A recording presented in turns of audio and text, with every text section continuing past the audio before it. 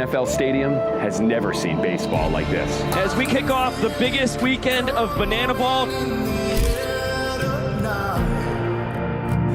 Houston is their first major league ballpark. This weekend will be historic for one of the biggest spectacles in sports. Their first ever NFL stadium. Tonight, we've changed the game, and we take the show to heights no one thought possible. Behind his back, are you kidding me? Jumping between the legs! Tonight, Banana Ball makes history.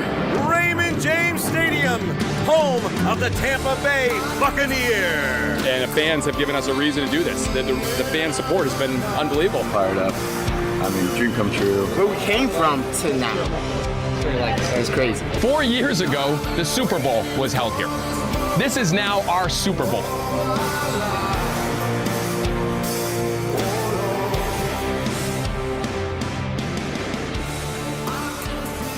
What a sight this is. Welcome in, friends. You now are looking at what will be the largest crowd in Banana Ball history, as we've got over 65,000 fans on hand here in Tampa for the most unique Banana Ball game to date. The energy here is insane. The foul ball catching opportunities will be abundant, and the dimensions of the playing field are as bizarre as they come. And like tens of thousands of fans here in Raymond James Stadium, we've got a pretty fun vantage point for the festivities. Our booth situated right on the 50-yard line, aka right center field tonight, as we welcome you inside with Josh Kolevsky, Vico Scala. Thank you all so much for joining us for this very special night here in our young sports history. It is the 17th game of the 2025 World Tour, and we are knotted at 8 wins apiece between the Bananas and Party Animals. Yeah, it's been an unbelievable World Tour, and one that has been very evenly matched so far. We saw the Bananas jump out early, but the Party Animals have been the hot team as of late. The bats really explosive for the boys in black and pink. And this is what I know about tonight's game. Just like we saw last year in 2024, the Bananas and Party Animals both desperately wanted to claim the win in the first ever game in a big league ballpark. I know they also feel the same way about this first Banana Ball game that is ever to be played in a football stadium. The dimensions are going to be crazy, but I'm telling you, both of these teams are going to give it their all tonight. Let's dig a little deeper on the dimensions while we have a moment right here. The headline is 237 feet from home plate to the right field foul pole. That's insane, but we have a 50-foot net thanks to our friends over at Netting Pros. So that will even it out a little bit between the righties and the lefties. It gets all the way out to 422 in dead center, and then left field 354. So a lot of room to goof around out in left and left center. Right field is where you can really sneak a home run out, especially because the 50-foot net only goes to the 40-yard line. So it's still less than 300 feet from home to the short wall once that net ends. Yeah, and the way in which this ballpark has been set up, this makeshift ballpark of ours, it makes a lot of sense that this is going to be a very hitter-friendly park, a difficult task for the pitchers, but you've got to remember, we have seen Grayson Stadium be very hitter-friendly, and the pitchers have to make adjustments. I get the feeling that they're going to have to adopt a very similar approach tonight in Raymond James Stadium. The team that winds up pitching better is going to be the victor. And one tricky thing for the batters that we did not think about, at least I did not think about when we first got here, is there's no batter's eye. So when the pitch is coming in, a yellow banana ball, it's going to be coming in through a sea of yellow with plenty of black and pink in there as well. So that's going to make it a little trickier for the hitters as well. All right, the fans here have to get riled up, and that's when you send out the Savannah Bananas. They are about to get their warm-up for their first football stadium. It's going to be something special, the first of 5 games we get this year in a football stadium, 4 of those in National Football League arenas. It is going to be a very special moment here as the boys in yellow, some of them like Bill Leroy and Kyle Lewis, go back 8 years to the college team. Now they get to run out in front of 65K. Your feet! Everybody on your feet! Because it's time to meet your Savannah Bananas!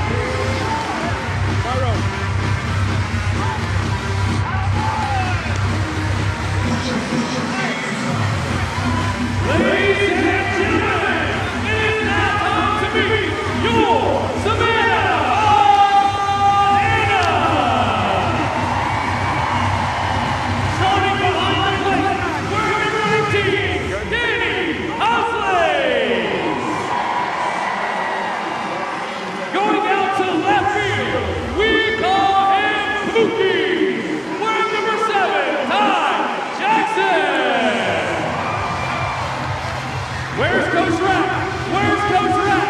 He's in left center field.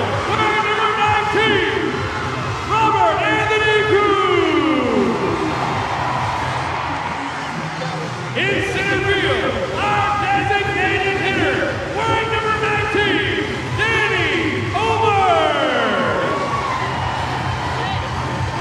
In right center field, wearing number 5, the Doctor, D.R. Meadows.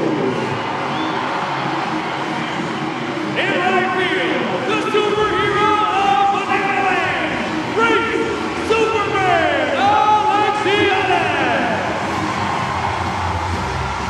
At the third base position, yet again wearing number 19, Danny Huxley. Also at third base, the all-time leader in home runs for the Bananas, number 3, Aaron Joel. At the shortstop position, our glove magician. Expect a lot of tricks from number 6, Brian Cox. Also at shortstop, he's wearing number 4. He's pretty and he's gritty. KJ Jackson. At second base, our social media star and our greatest showman, number 8, Jackson Olsen. Also at second base, a K-pop legend, the songbird of our generation, wearing number 13, Dalton Bowden. At first base, a nine other man, the king of marination, wearing number 11, Terrell Pride. Also at first base, wearing number 10, our bat trickster, Alex Ziggy Ziegler. Waving the flag, the tallest man in sports, Dakota Stills Albritton. On the mound for his final position, he does it all. Danny Do-It-All Huxley. And behind the plate, on the mic, wearing number 1, myself, Will LaRue.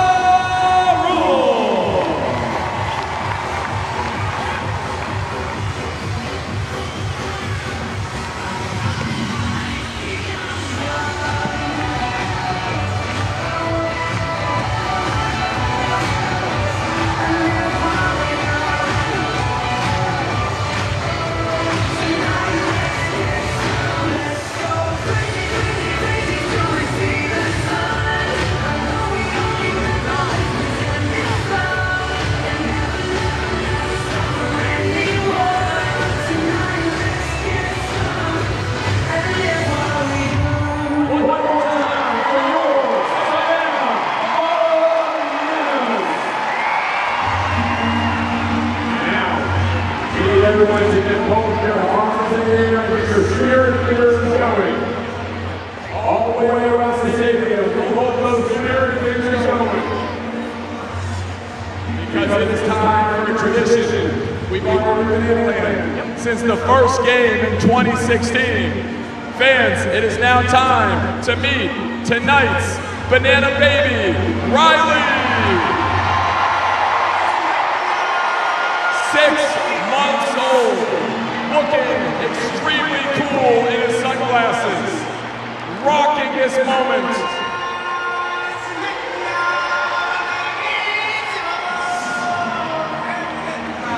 Riley was born for this moment.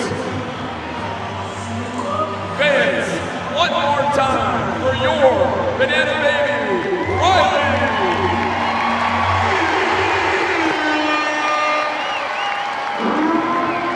Ladies and gentlemen, boys and girls, direct your attention to the pirate ship. They're the wildest, craziest, sexiest, most outrageous criminals you'll ever lay your eyes on. But they're here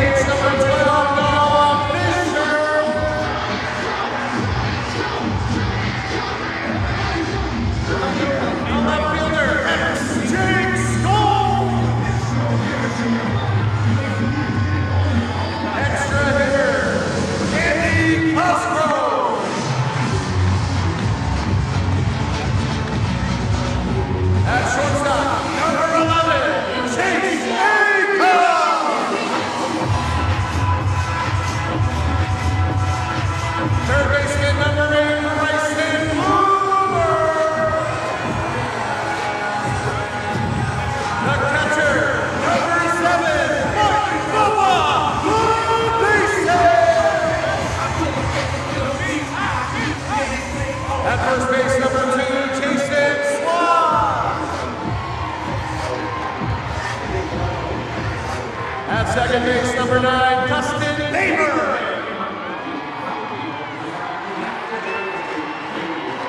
In right field, number 4, Tanner Tinder Thomas. All the way out for the Party Animals, number 25, Sean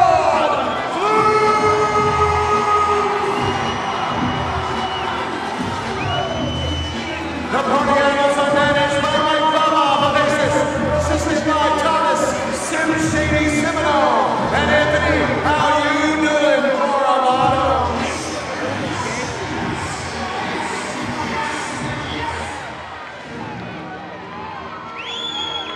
Ladies and gentlemen, I am bringing some bananas. Power to the plate. His name is Brody. Brody is 5 years old, and he's attempting to hit a home run against these Party Animals. So can I hear some noise for my dear friend, Brody?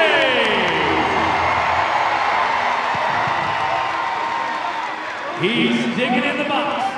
Facing Party Animals pitcher Brett Helen, who's calling him short. What the heck, Brett? Here comes pitch number 1. Wind up, and the pitch. Ball 1, great take. The Party Animals disagree. The count goes to 1-0. Brody digs in. Here comes pitch number 2. Boom! That ball's crossed into left field. Oh my goodness! Chase Acuff launches the ball into right field. He's bumbling, tumbling, stumbling his way around the bases. They're playing hot potato. He's rounding second. He's rounding third. Ladies and gentlemen, he's grittying. He is grittying. Brock Bryson moving to Acuff. Acuff to Bloomer. He's off his head. It's a home run.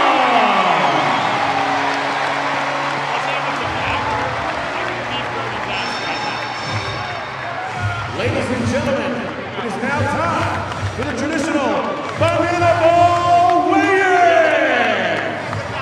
Introducing first, making his way out of the Party Animals dugout, rumbling, stomping his way. He is from right here in the Tampa Bay area. The head coach of the Party Animals, Mike Baba Mound Visits.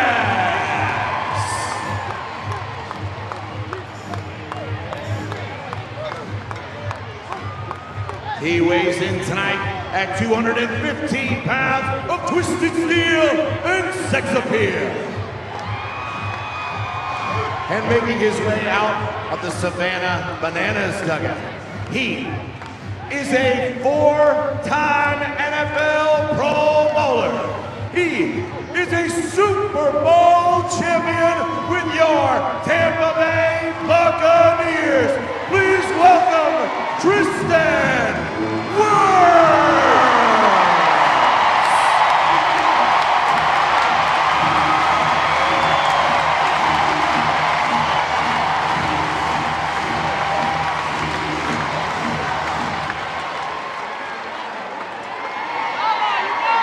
He weighs in this evening at 345 pounds of pure potassium power. And now, home plate umpire, Vincent Chapman. 3, 2, 1, go!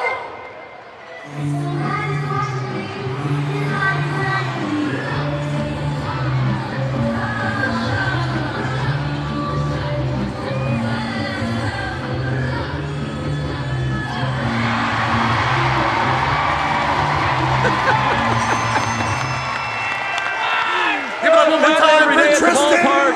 You get to see Mike Visits carried off the field by Tristan Wirfs, 4-time Pro Bowler, almighty 6'5", 350 pounds, just had the contract restructured with the Buccaneers, and now he joins Sam Bauman. Hey, thanks, Miko. Josh, yeah, I'm here with Tristan. Tristan, I just checked, no flag for holding. Were you nervous on that play? It looked like you might have got a little jersey. Might have got a jersey tug, but we came away clean. No flag in the play. Touchdown, we'll take it. No flag on the play now. Tristan, you have played on the biggest of stages, done some amazing athletic feats, ripping the shirt off, getting involved with this. Where does this rank? How do you put it in perspective? I mean, this is pretty great. I mean, sold out stadium, like, gonna be with the Savannah Bananas, like, this is pretty awesome. It's cool.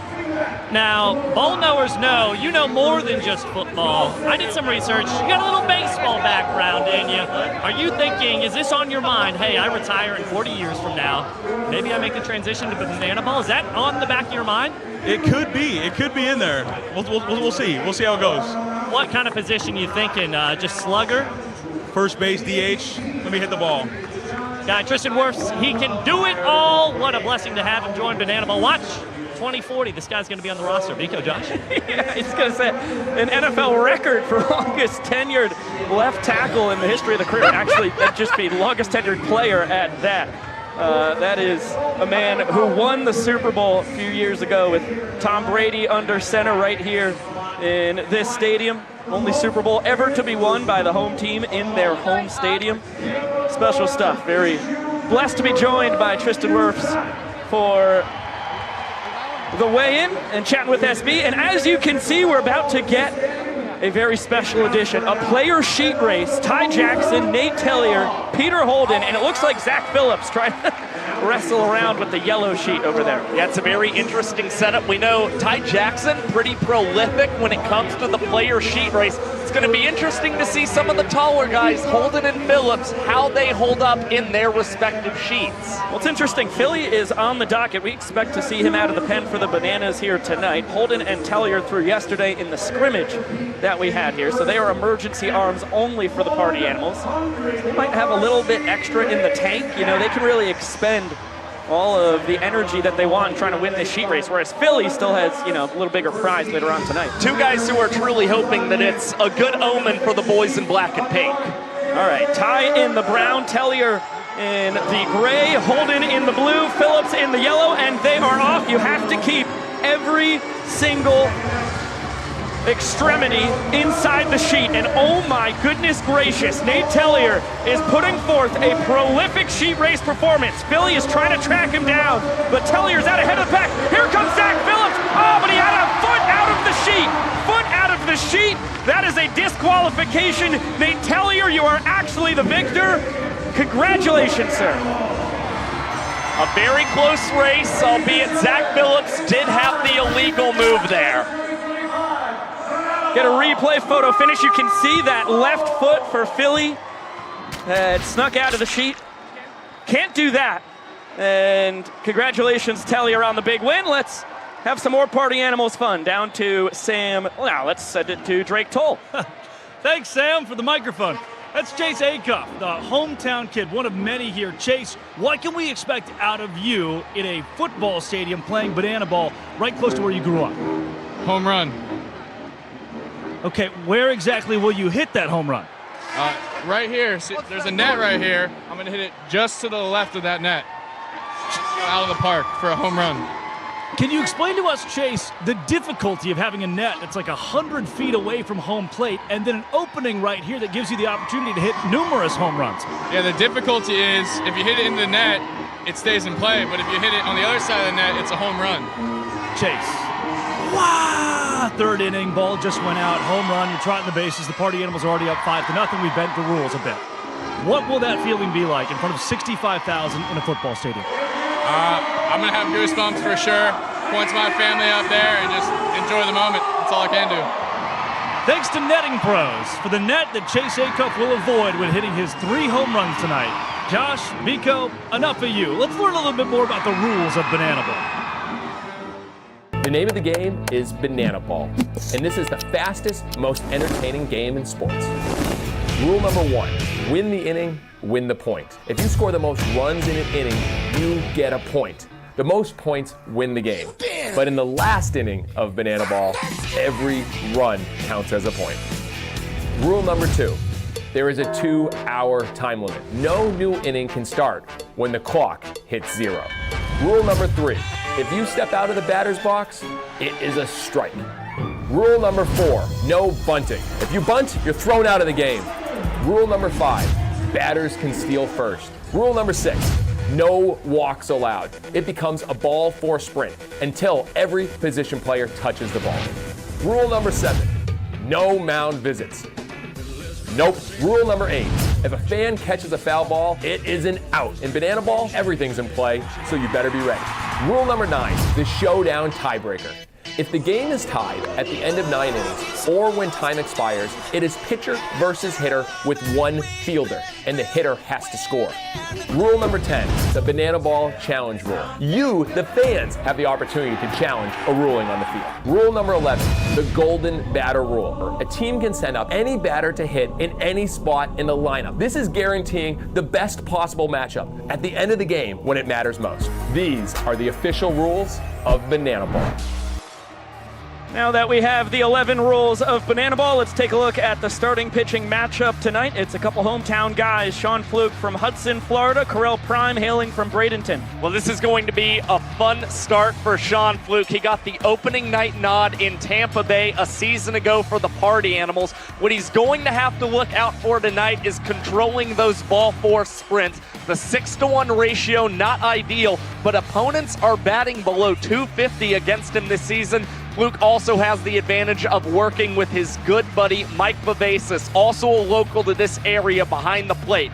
Meanwhile, Correll Prime has earned this start for the Savannah Bananas. The Bradenton native has not hit a batter this season, nor allowed a home run. That, of course, will be put to the test considering the dimensions and the fact that 2 of the first 3 batters he faces tonight will be left-handed hitters in Reese Hampton and Jake Skull. Yeah, and Prime, he has been on fire, just getting better and better at becoming a banana ball pitcher. Former Colorado Rockies minor leaguer, 7 years in the organization, all as a hitter, and then in his independent professional baseball career, he became a two-way guy. And pitching in baseball is very different than pitching in banana ball. He continues to evolve here in his first full world tour. Well, you're seeing a month and a half into the tour that Fluke and Prime have both been above tour average pitchers this season. Fluke 21% better than the average arm, and Prime 27% better. What also makes tonight's game very interesting is that it will still very much be a bullpen game. You are going to see a lot of arms from both the Party Animals and the Savannah Bananas tonight, a chance for them to continue to give the batters different looks so that hopefully they don't generate too much consistent offense in a park that is going to be very hitter-friendly. And for folks who may be joining this thing for the first time, I'm sure we have a lot of new eyeballs on our young sport here tonight. You may see a 5 ERA for Fluke, a 4.76 ERA for Prime, and say, how could these guys be above average pitchers in this sport? And it is because banana ball caters to hitters so much, especially because of the ball four sprint instead of a walk in baseball. When you fire 4 balls in banana ball, all 7 fielders behind the pitcher and catcher have to touch the ball before it is live. So if anybody is in scoring position when you allow 4 balls to a batter, they are going to score, pretty much guaranteed. That ball four sprint can be so dangerous for pitchers, and it's been a primary reason why a month and a half into the tour average earned run average is at 6 between the Bananas and the Party Animals. Right.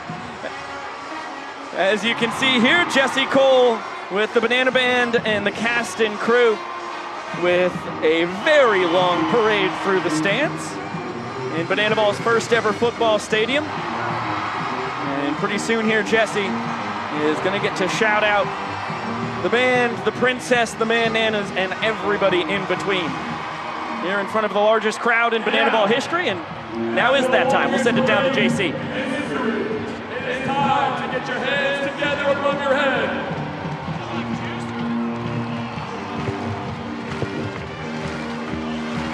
As we do a little Can't Stop the Feeling, and we meet the cast of your bananas. First, they'll be rocking all night long. Let's hear it for your Banana Band. Keep those hands going. For the amazing princess of Banana Land, it's Princess Potassia. And now, the greatest dad bod cheerleading squad in all the land, and the only one, your Bananas.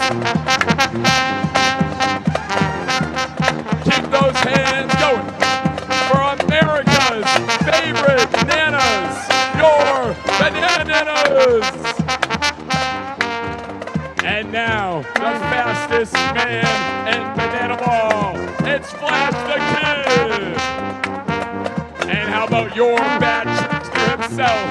We call him Zippy. Let's hear it for Alex Ziegler. And let's get loud for your king of potassium with the greatest abs on banana. It's Split. And how about the tallest men in banana ball? Dakota, Stilts, Albritton. And keep it going for your dancing fire, Vincent, Kevin. And your breakdancing coach, his name is Maceo. Let's hear it for the cast of Banana Land. Now, the cast is ready. The players are ready. It's now time for you, the fans, to get ready. So I need everyone on your feet. All 65,000 strong on your feet. Because it is now time for the fan warm-up. So please welcome to the field 5-year-old Gracie. Here she comes. Oh, great speed. All right, Gracie, this is very important. We need an electric atmosphere here tonight, and it depends on you right now. We got to get this crowd going crazy. Are you ready for this? Yeah. Gracie, are you ready for this? Yes. Okay, Gracie, whatever you do, all 65,000 are going to do. Let's bring it. Here we go. Oh, we'll get it clapping. Good start, Gracie. Oh, I like it. Amber Slade, I like it. Oh. All right, foreshadowing. Tell hey, baby. Good job, Gracie. Oh, we're raising the roof. I like that, Gracie. Keep it going. All right, we're spinning around. We're spinning around. Oh, looking good. Oh, no. Jumping. Great. All right, we got this. Gracie, look around. Look what you did. Fans, let's hear it. 5-year-old Gracie.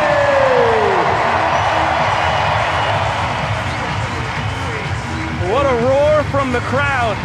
A raucous crew on hand here in Tampa. Over 65,000 Bananiacs and Party Animals faithful. And if that didn't fire them up enough, then here comes the young professor. Everybody at home, be prepared to give him your voices. Gentlemen, boys and girls, and potassium enthusiasts from around the world. Tonight, you and thousands of your friends here live, and millions more watching at home, have gathered here to witness something beyond your wildest imagination. From Montana to Savannah, from the Isle of Man to Tokyo, Japan, the Banana Maniacs come from across the globe to witness this. This is not baseball. This is the crucible where the fastest, hungriest, and most entertaining players on board. This is a game of the fans, by the fans, and for the fans. But this is not your granddad's pastime. This is not just another night at the ballpark. This game is baseball by birth, fruit by name, and an absolute worldwide phenomenon by the grace of God. This is the time for all 65,000 people here in Raymond James Stadium to get on your feet and give me your voices. Because this is the greatest show in the sports. Ladies and gentlemen, this is Banana Ball! Raymond James Stadium, it is time!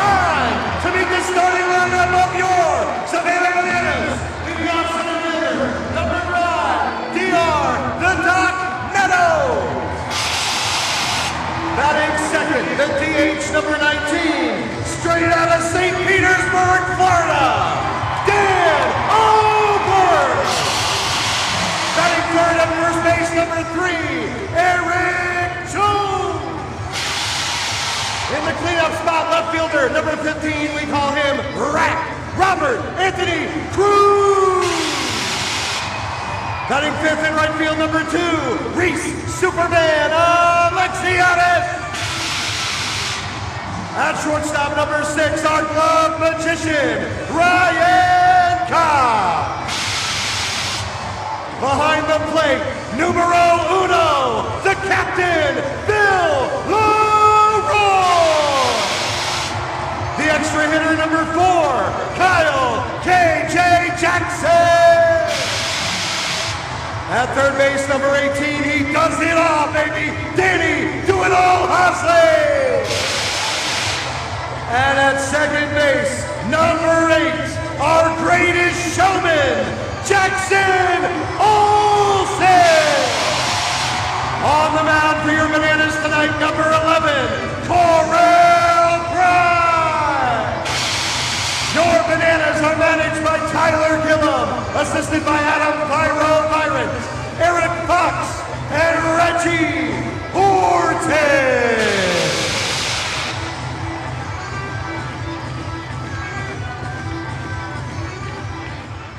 Ladies and gentlemen, please rise and remove your hats. Here to honor America with the singing of tonight's national anthem, please welcome Sierra June.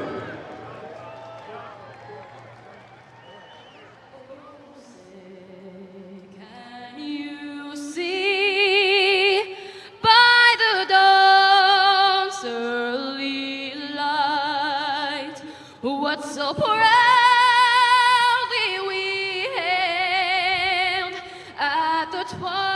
twilight's last gleaming, whose broad stripes and bright stars through the perilous fight o'er the ramparts we watched were so gallantly streaming.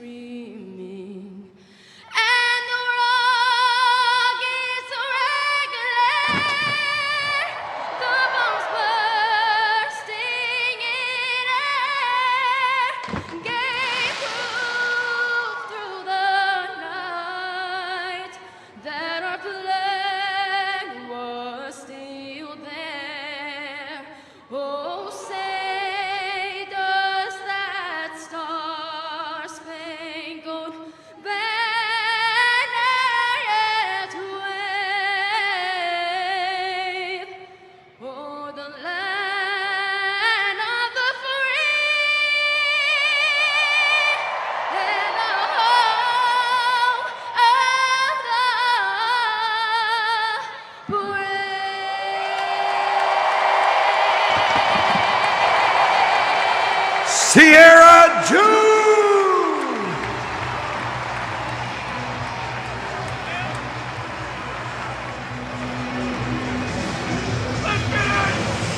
You are watching the first banana ball game ever played in a football stadium. We come to you live from Tampa, Florida, Raymond James Stadium, home of the Buccaneers. It's our 17th game of 2025, the 225th in our young sports history. And the Bananas and Party Animals currently knotted at 8 wins and 8 losses apiece. Coming in to the biggest banana ball game ever played. Let's take a look at the lineup for the Animals. Same 3 at the top, Reese Hampton, Noah Fisher, and Jake Skoll. Andy Cosgrove making a home for himself in the cleanup spot as well. Then Chase Acuff, Bryson Bloomer, and Mike Vivacis in the middle, with Jason Swan, Dustin Baber, and Tanner Thomas rounding it out. Well, the first guy you've got to watch out for is the 2010 15th overall pick by the Texas Rangers, Jake Skoll, who is leading this year's World Tour in hits and extra base hits. And how about this, the flyover as you are looking at the Animals lineup. Cowboy Kyle and company impressed. And the Party Animals hoping it will jumpstart some offense as Chase Acuff, the St. Petersburg, Florida native, is another bat to look out for. He really impressed in yesterday's practice game in these dimensions in Raymond James. What's fun about this Party Animals lineup, 5 out of the 10 guys hail from the Sunshine State, including all 4 guys at the bottom. So a lot of Florida boys getting to live out a dream here tonight. Same goes for Correll Prime, hailing from Bradenton.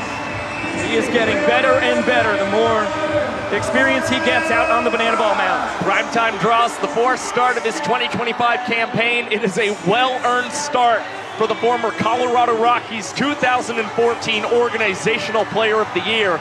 Despite averaging 5 minutes and 1 second to record 3 outs this season, Prime has a 16% strikeout rate, hasn't hit a batter, and has not allowed a home run either this season as opponents are batting .288 against the right-hander. We now look at the Bananas defense in this very unique setup that we have here in Raymond James. Left to right in the outfield, usual suspects, Robert Anthony Cruz, D.R. Meadows, and Reese Alexiadis. Same for the infield, third to first, Danny Hosley, Ryan Cox, Jackson Olsen, and Eric Jones Jr., while Bill Leroy is behind the dish. Well, the Bananas are a trick play away from 200 as a team in 2025. Cruz and Meadows are going to have a lot of room to complete some trick plays in the outfield. We will see how interesting it may be for Reese Alexiadis, who has to deal with that short porch in right field, but maybe he'll have enough room for one of those signature tornado catches. A reminder for those who have been here from the start, and maybe breaking news for those who are just joining us, it's 237 feet to the right field foul pole, 422 to center, 354 to left. Very unique dimensions.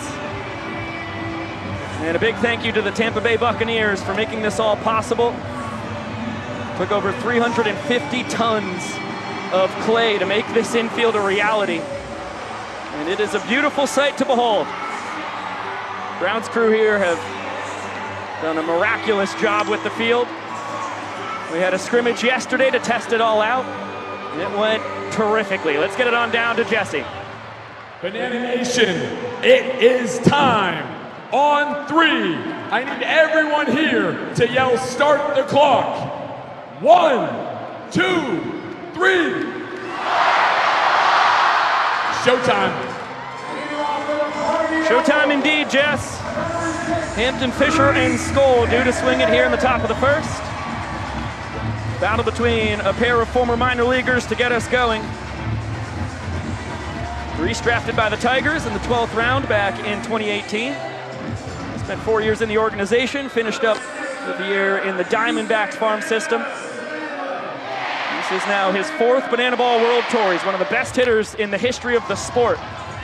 He's got a 1-1 count. He's been holding down center field since the start of the 2023 World Tour for the Party Animals.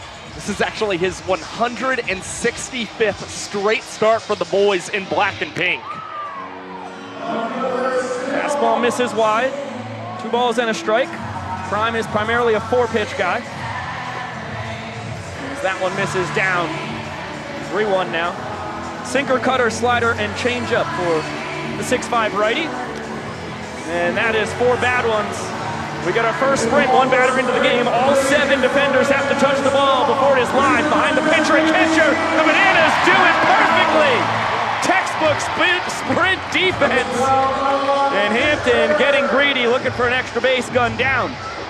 Well, considering how loud this crowd has been, Hampton wanted to set the table well for the Party Animals, but the Bananas just executed perfect sprint defense. Tyler Gillum and Adam Byron, the head coaches of the Bananas, worked all off-season to make sure they could perfect those transitions in 7 seconds or less. They said that is the key to nailing guys at second base. Noah Fisher fouls this one. No, Noah Fisher! Oh, it is foul. Holy moly. Looked like it was going foul, and then as it approached that 237-foot pole, there was a chance it was going to stay fair. It ended up banging off the 50-foot net, courtesy of Netting Pros. Alexiadis there to play it. Yep, you already see Reese Alexiadis having to get creative to navigate that short porch in right field. Prime comes back with the 0-2. Cannot catch the outside corner against Fisher. This one bounced foul, left side. We'll do it again. Fish, the 2023 Horizon League Player of the Year.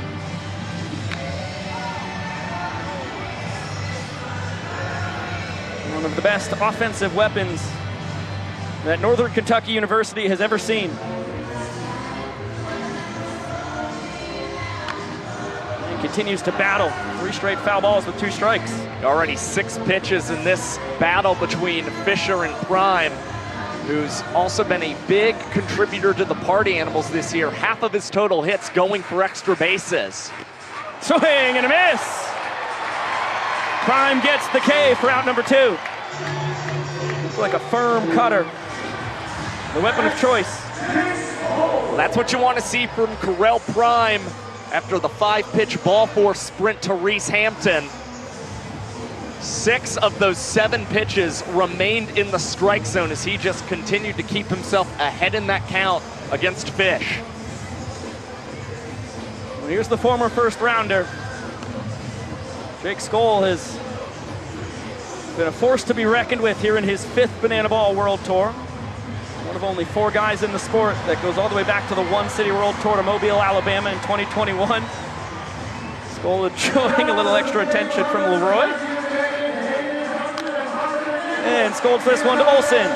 He will whip it between the legs. Scoop from EJ at first in time. And thanks to the terrific sprint defense to start the inning, Prime faces the minimum. 14 pitches from Prime, a 3-minute and 32-second inning, and the 200th trick play of the Savannah Banana season, courtesy of number 8, Jackson Olsen. Jackie now up to a dozen himself. Great to see him back in action. Was sick, battling some vertigo symptoms, and now he's back for the biggest game ever. Sean Fluke, what a special start it is for the kid out of Hudson, Florida, who actually was the starting pitcher to kick off the tour last year for the Party Animals across the street in George M. Steinbrenner. And before that, he did some special work here in Raymond James Stadium. When he returns home this year, it will be to a place where he once installed an elevator. Only this time, when he runs onto the field at Raymond James Stadium, it'll be for a sold-out crowd there to watch him pitch.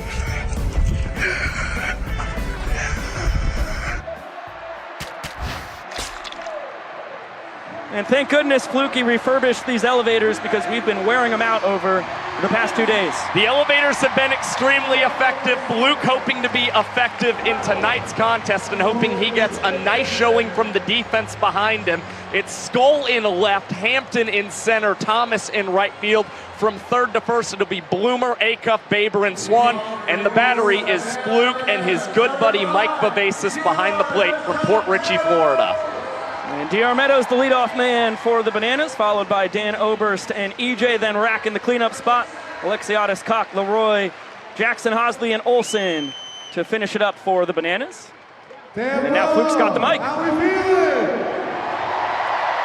There's only one way to start this game off. Tampa! Tampa!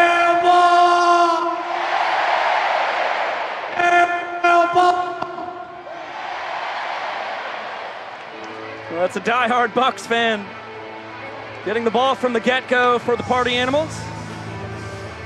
And this is high here to the doctor. Having a terrific 3rd World Tour. DR hitting 360. Reaching base out of 450 pace. Just more of the same, offensive dominance for the kid out of Columbus State. Only surprising note for Meadows, who became the Bananas' first player to 200 hits in his career. He still doesn't have a knock against Sean Fluke this season as he lines the 3-0 deep and off of the wall. Reese Hampton scrambling after this one, and the doctor will have a leadoff 2-bagger for the Bananas. Nearly makes the play at second as well. Boy, green light for DR on 3-0. Nearly blasted his first home run since we were in Charleston, West Virginia, back on the 23 World Tour. Not known for his pop, but the bizarre dimensions almost gifted him a bomb there. Oberst will most certainly be swinging for the fences as he's ahead 1-0. And it would not be surprising to see a guy like Danny Barrows leave the yard here first in Raymond James Stadium. Throughout his banana ball career, which goes back to the 2022 World Tour, he's been one of the best hitters when it comes to the diversity of his spray chart. Change up, center cut, but the change of speeds pulled the pride of Largo, Florida. He does not bite though on the slider down and out. Fluke is a slow and slower guy. Fastball, mid-80s. Working a cutter, change up, slider, and 12-6 curve. The big bender being his signature pitch, goes back to the slide piece there. And now he's one ball away from losing the inning. He gets the K though. Gives over some heat. Comes away with a punch out. Well, only the second strikeout of Sean Fluke's 2025 campaign, but it comes at a big time. If he had issued the ball four sprint, it would have led to Meadows scoring a run, which would have walked off the inning and netted the Bananas their first point in tonight's ball game. Now Eric Jones Jr., the former Twins and Mariners minor leaguer, Mariners bullpen catcher in the summer of 22 after that. Big part of the reason that team made the magical run to end their league-high playoff drought. And he loves hitting against Sean Fluke. He's ahead 2 balls and a strike. He has 5 career home runs against Sean Fluke since the start of the 2024 World Tour. And once again, you see another Banana ahead in the count against Flukey. Swing and a miss. Like EJ was trying to send it over the wall 354 feet away down the left field line. Payoff. Bounces this one to Bloomer, who can't make the play. Bounce ate him up. Skoll with the backup, though, will get it in. And DR, the inning-winning run, is now at third. Did hear from a lot of the infielders yesterday after the scrimmage that the second hop on this clay was very deceptive. This field obviously has only been built for this game, so the infielders, Bloomer there with a little bit of an Olay, they're going to have to square these things up with the chest. Robert Anthony Cruz, laser beam off the net. DR can cartwheel home.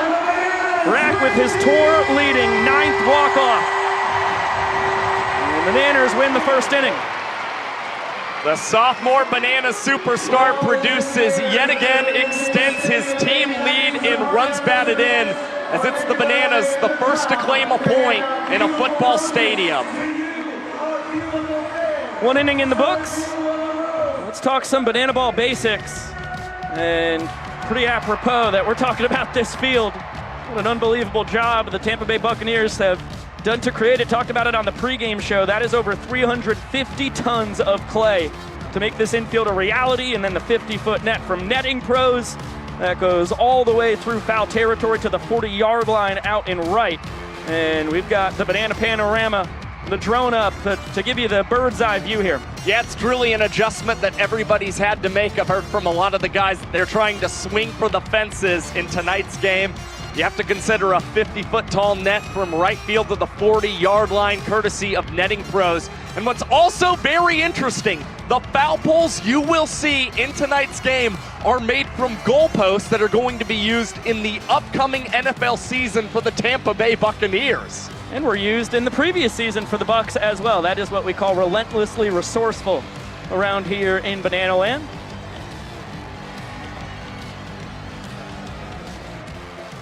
Well, the Bananas up 1 point to nothing. Remember, every inning is a game within itself. It's like match-style play in Banana Ball. You win an inning, you get a point. So the Bananas up 1 in that all-important department.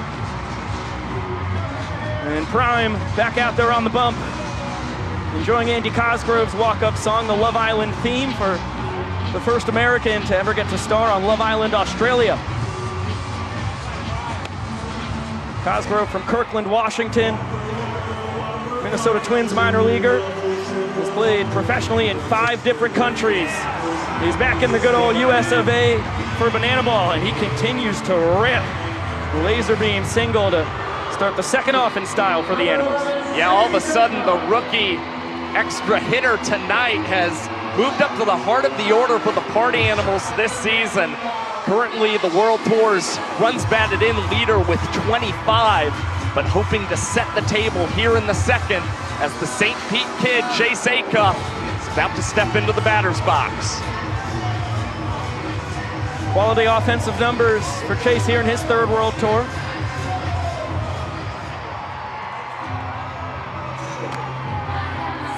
Quickly behind 0-2. And gives the fans potentially an opportunity here. No, that one's off the big net.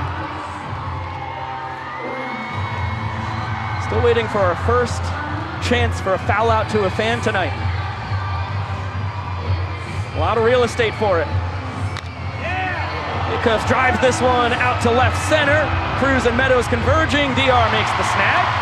And Cosgrove has to retreat back to first. Yeah, Cosgrove advanced all the way to the second base bag and had to retreat a long way to get back safely. Meadows ran a country mile to field that banana ball and make the catch, and with so much or so little time, he didn't have the opportunity for a trick play there for the Bananas. Now Bryson Bloomer, also in his third World Tour for the Animals. 2021 and 2022 collegiate banana before that. Won back-to-back Coastal Plain League championships. Big part of those Pettit Cup winning squads. Was the team leader in homers his first season in Banana Land in 2021. Got a 1-2 count on him here.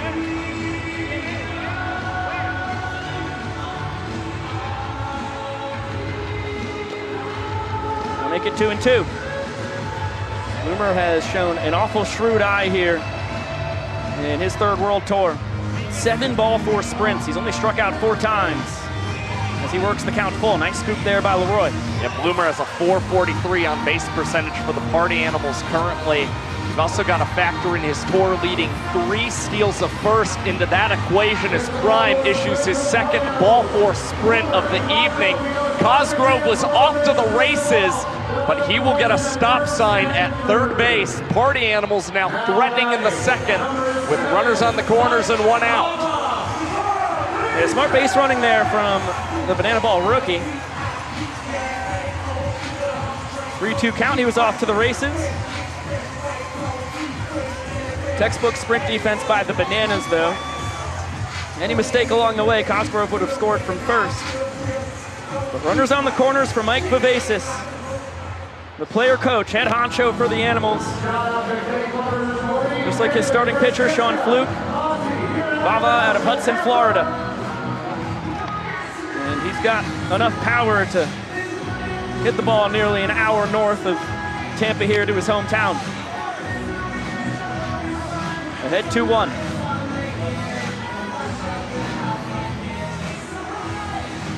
There goes Bloomer, swing and miss, and Leroy will not offer a throw. So Bloom now with a dozen steals on the tour. He's only been caught once and extends his tour lead and swiped bags.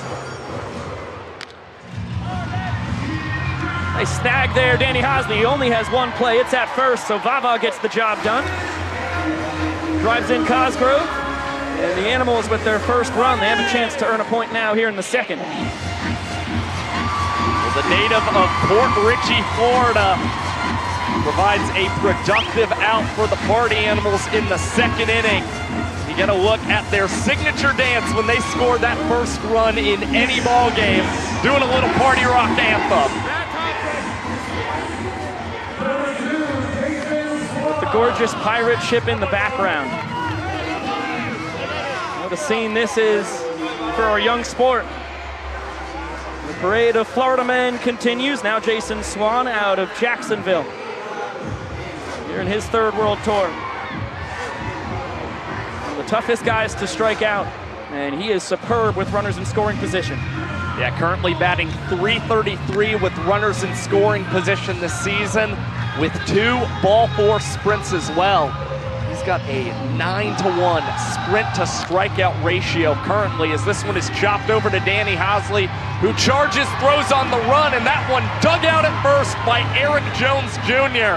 A 5-minute and 19-second inning for Corral Prime, but the Party Animals record their first run here in the top of the second. Another look, Fine play by Danny Do-It-All, who we expect to be the Bananas closer tonight. Gets the start at the hot corner.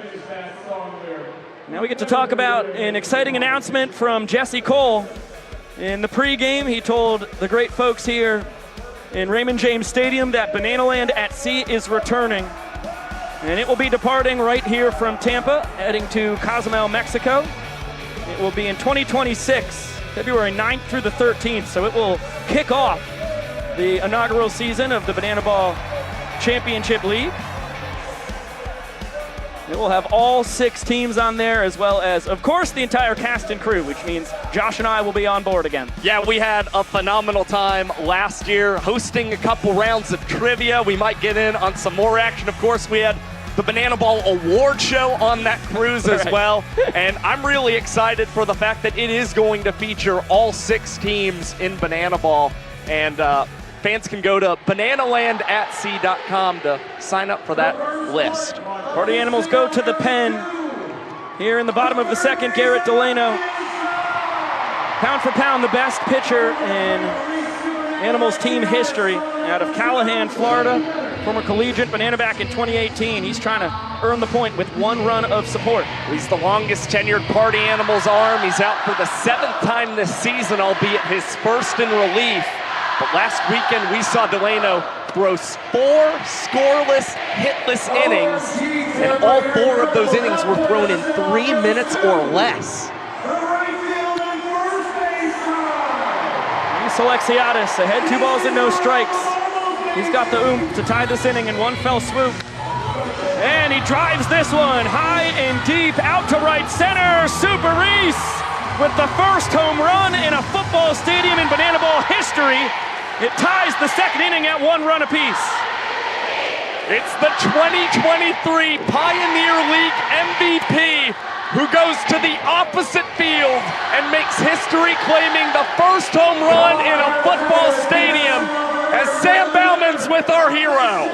Hey, Reese Alexiadis, first one to ever do it in an NFL stadium. We're in a football stadium? Oh, that's cool. Let's go. The guy just hit stingers. Reese, good job.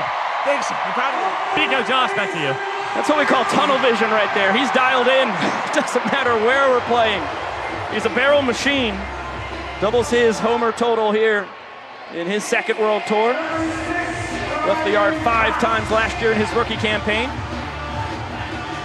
And had a league-high 29 bombs in the Pioneer League summer of 2023. On pace to winning that MVP award. How about Bryson Bloomer? Fields it between the legs, whips it behind the back.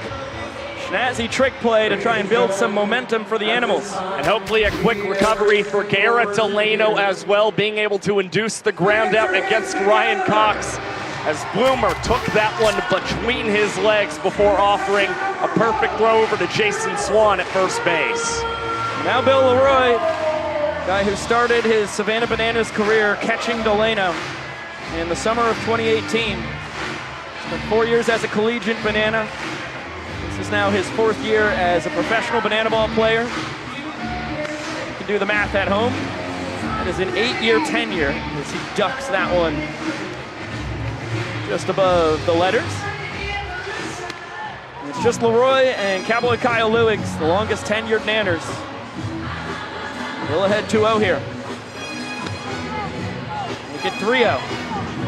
I know you had to mention the 4 no-hit innings from Delano his last time out. Might constitute as a broadcast jinx. Bill Leroy gets a good barrel on this one. Out to left center. Skoll can't grab it with a diving attempt. Hampton will fire it in as Bill slides into second with a double.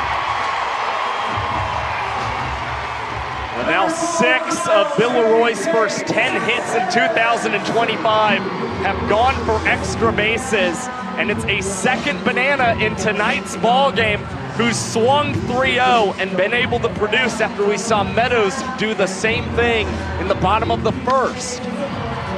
Kyle Jackson sends this the opposite way. Skoll scooting in. He never found the banana ball. It was over his head. Oh no, should have been a can of corn. Instead, it's going to be a walk-off double for KJ as Flash, the Nanners' designated runner, trots home. And the Nanners 2 innings in, up 2-0.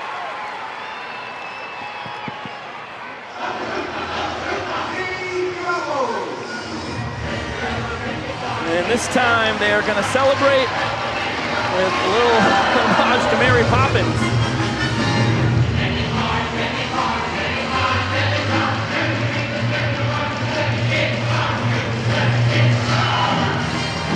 Maceo Harrison, the dancing first base coach, getting out there to lead the crew.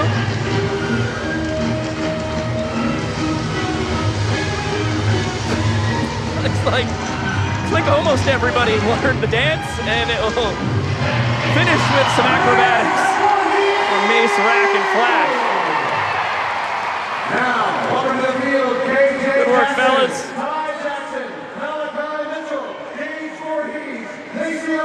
And if that wasn't enough dancing for you, we now give you this.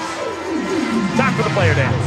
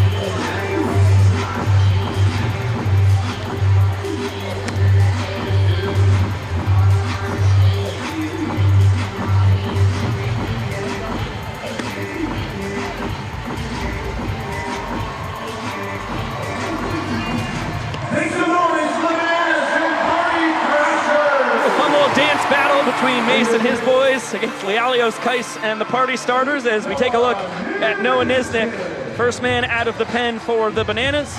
Pride of St. Louis, Missouri, coming to Banana Land out of Southeast Missouri State. And boy, he was tremendous last year as a rookie. Coming from center field, now batting and leading the rookie. Justin Baber's got himself a crew. Number 9, Justin Bieber. Oh boy. Chase Acuff joining in, as well as Brian Sexy Sax from the Banana Band. This is the running of the Gingers, with Baber out front. It's fitting for Baber and the Party Animals to do this 2 days before St. Patrick's Day as well. You just love to see his double play partner getting in on that action with them as well. It is good to see Acuff and Sexy Sax in the same shot, too. There's been a lot of really unsavory rumors that they are the same person. But no, you can see they're two different human beings. And how about this? You get the signature beer chug from Dustin Baber. There it is. And all the kids and adults alike doing that jig behind him as well. What kid doesn't love a beer chug? Oh, babes. I'm so happy for you, my man. That is a big smile on the kid out of Babson Park, Florida.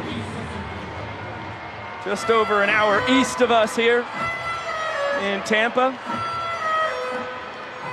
He leads off the top of the third, 9-10, and then the top of the order for the Animals. Tanner Thomas on deck. East Hampton lurking in the hole. As they face off against Niz Nasty, he's the Banana Ball Rookie of the Year in his first campaign a year ago.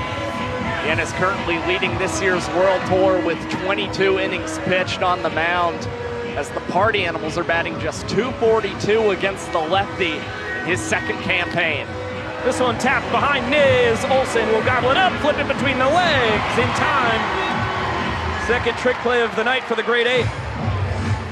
Both of the Bananas trick plays have come courtesy of Jackson Olsen at second base. This is his first game back, or first game playing since March the 1st in Miami, Florida. Right. Yeah. And for Olsen, it looks like he is right back to form, at least defensively for the Nanners. Well, he's due up second in the bottom of the third here, so we'll see how he is offensively in just a bit. Now Tanner Thomas, another Floridian out of Fleming Island, another guy who started his career here as a collegiate banana. Pops this one up in the infield.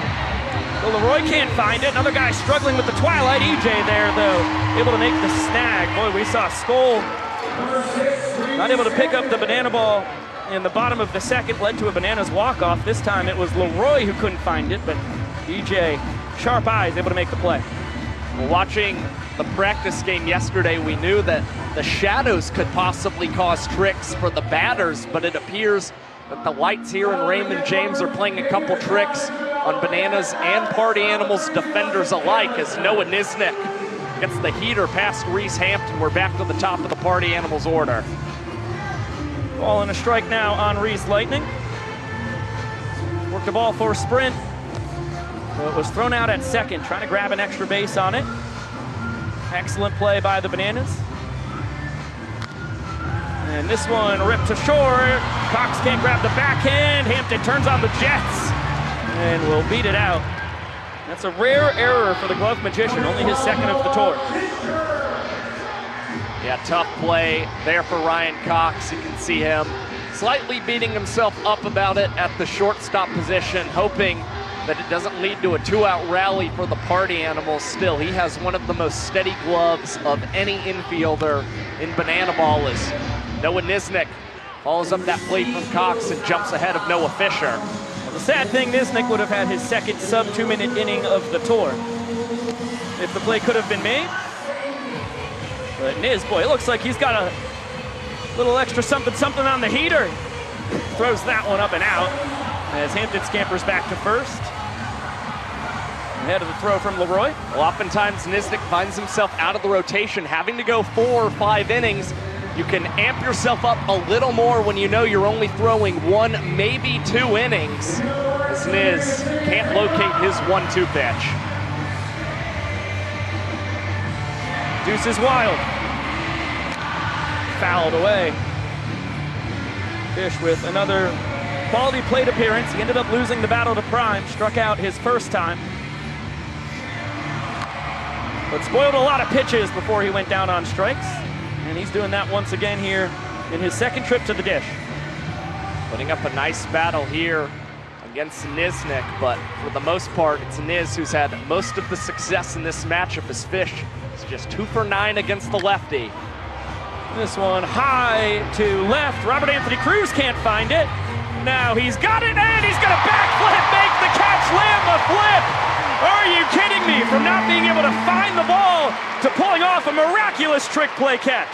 And that might be the loudest crowd pop we've gotten in Raymond James Stadium tonight. Right when you thought Rack might have played himself up just a little too much on that fly ball, he comes away with his 9th rack flip of 2025. Children and teens in foster care without a permanent home. Look around. That's enough to fill every seat in Raymond James Stadium 6 times with the amount of kids currently in foster care. Raise awareness and support the community. We created Bananas Foster, the official nonprofit of Banana Ball. Our organization is dedicated to celebrating those who are making a difference while educating and inspiring others to get involved. Tonight, we are celebrating the Holmes family. Kelsey and Tyler became a licensed foster family 5 years ago. In Florida, the average kiddo in foster care will change placement homes at least 3 times every year. Because of these constant moves, kiddos usually miss out on normal experiences and the ability to travel. But regardless of how long they've had every placement, Kelsey and Tyler try to create amazing memories with their kiddos. They've done big college football games, Disney World, and now Banana Ball. Over the last couple of years, they have welcomed 29 wonderful kiddos into their home. Fans, please help us celebrate this amazing family for all that they're doing for the foster care community right here in Florida.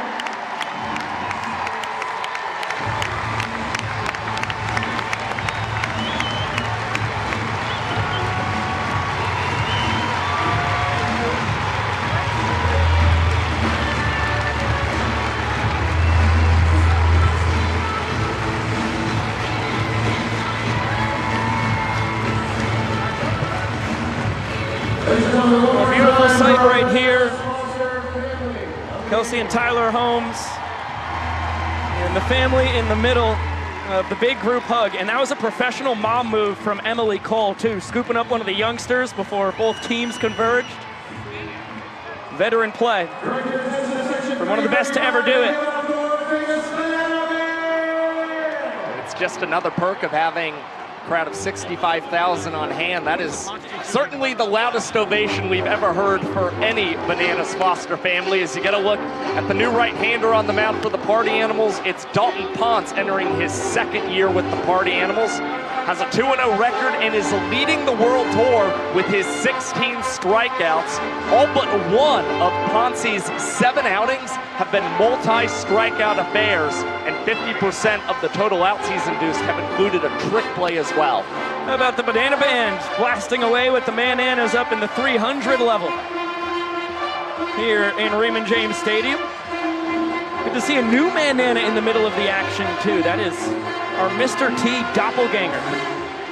I pity the fool who doesn't like the Banana Band. I do as well. They're moving it and grooving it up there.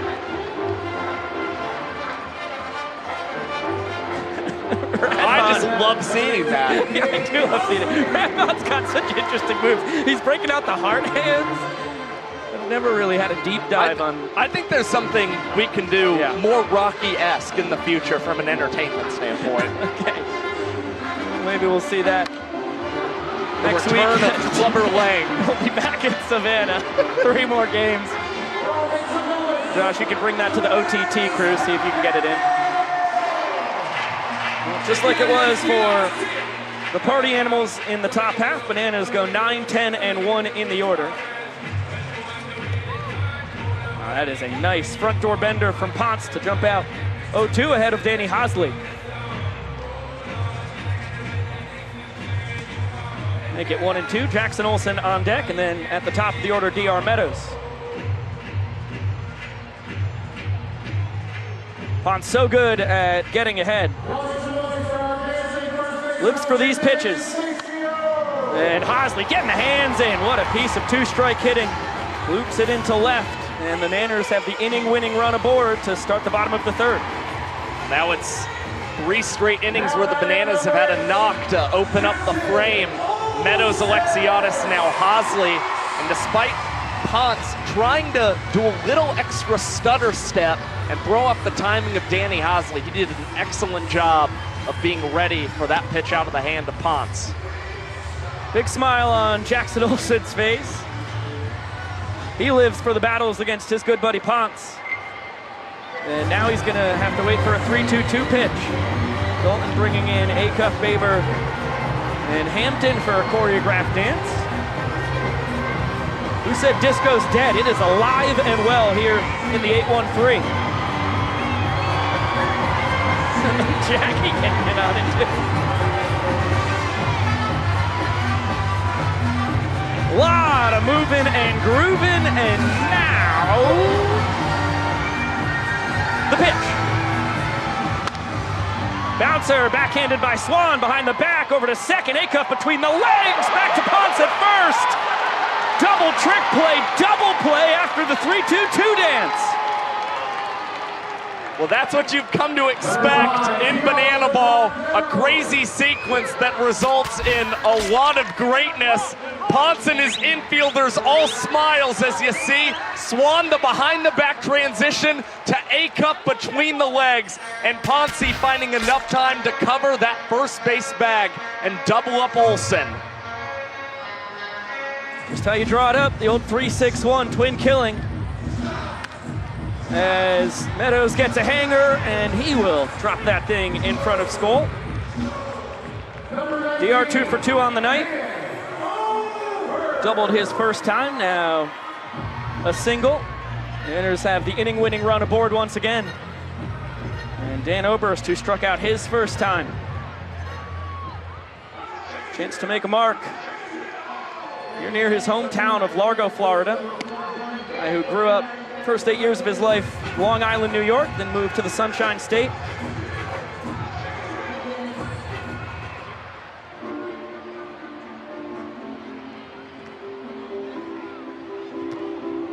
spent his formative years down here, just up the road. There is the wrecking ball dance from Maceo. Shot through the trees. Nice little window in between the party animals for the boogie. No ball and 2 strikes on Oberst. He has to look out for 5 different pitches from Ponce.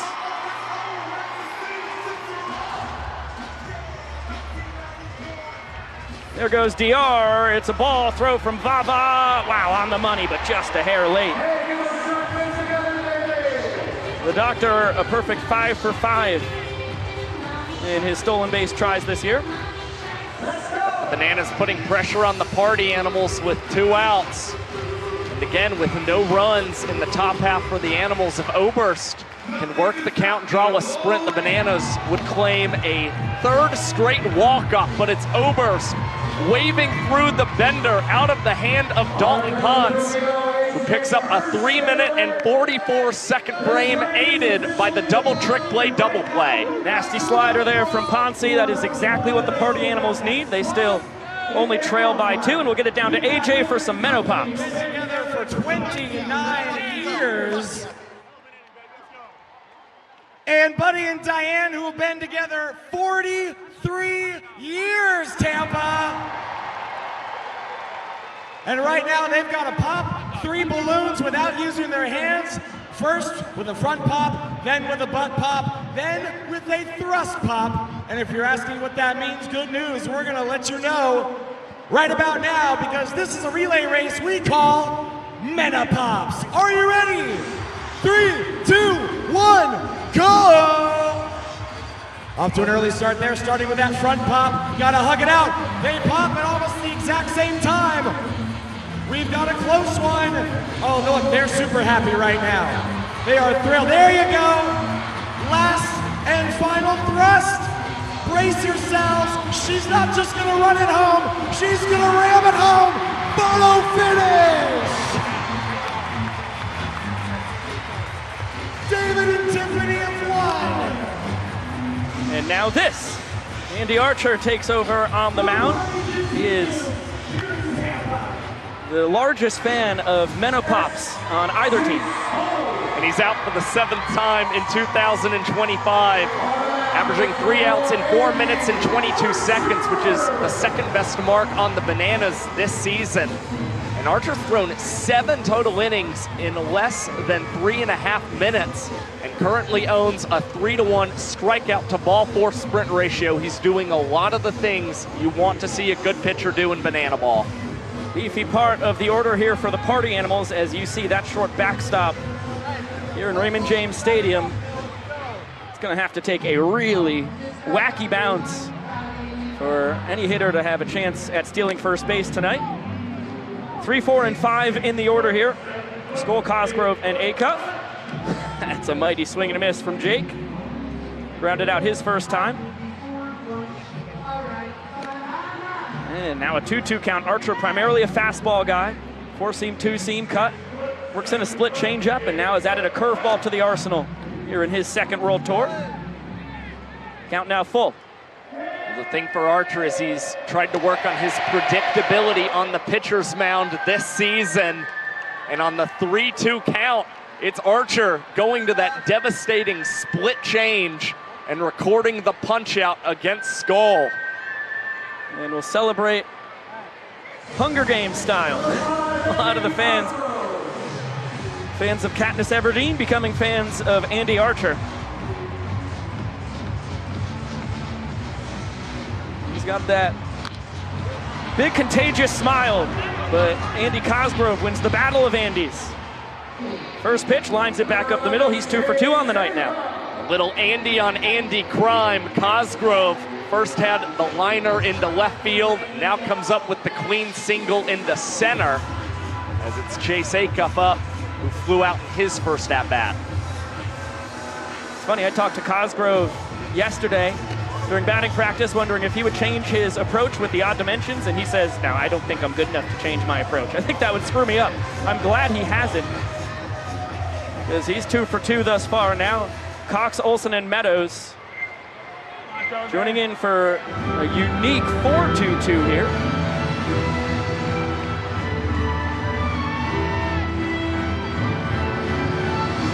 nice. Everybody getting their moment to shine in front of over 65,000 fans.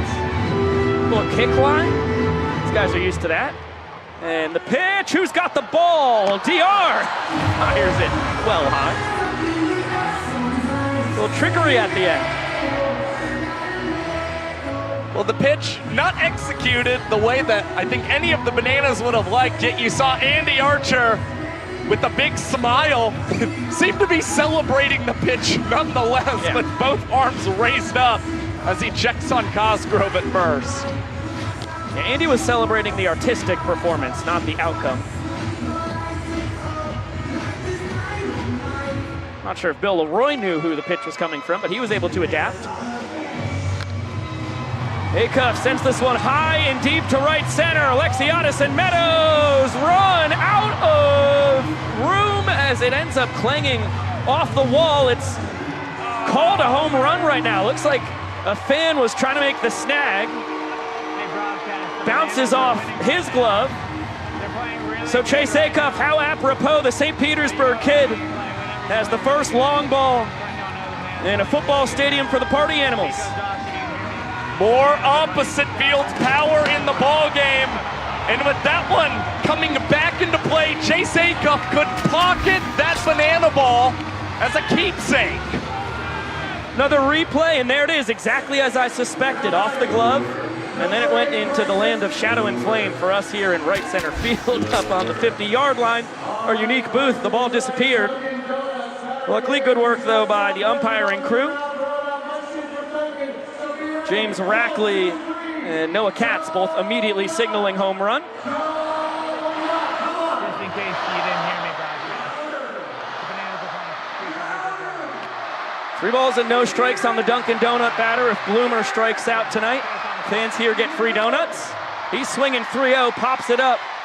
Leroy eyeing it up and is going to barehand it out of the sky for his second trick play of the tour.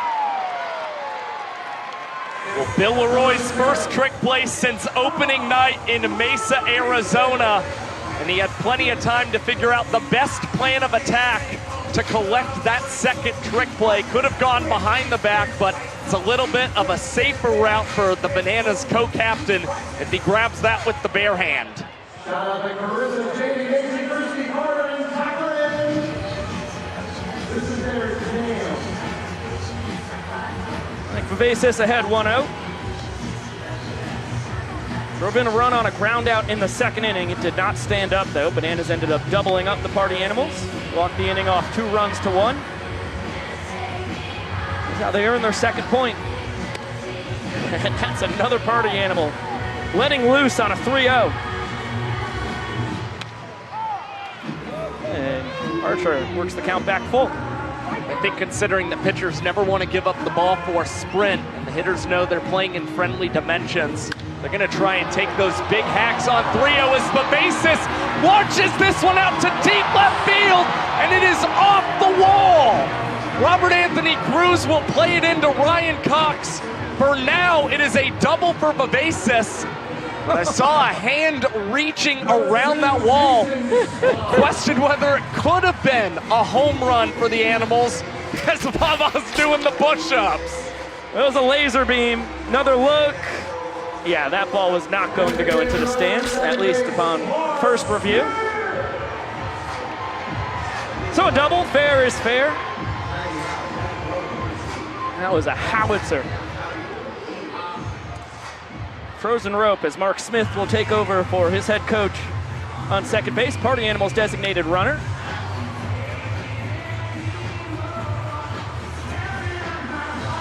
Designated runner for both teams can sub in as a pinch runner 1 time every trip through the order. This is Smith's first season here in Banana Land.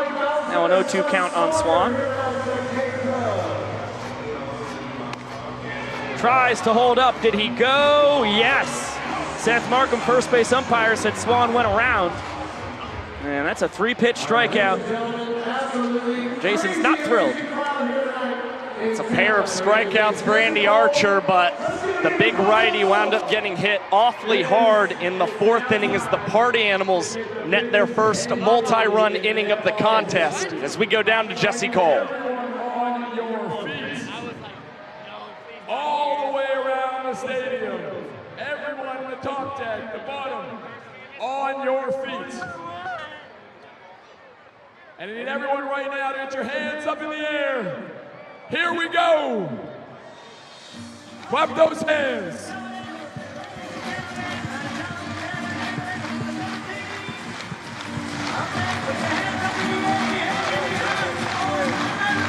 Now let's wave those arms.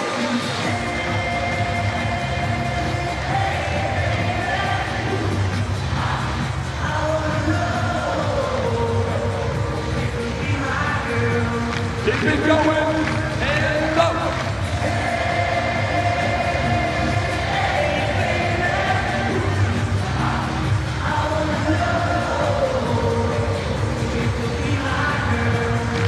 Keep it clapping as we slide.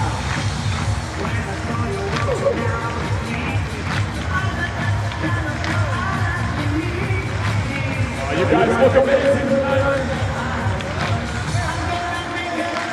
Now let me hear you sing it.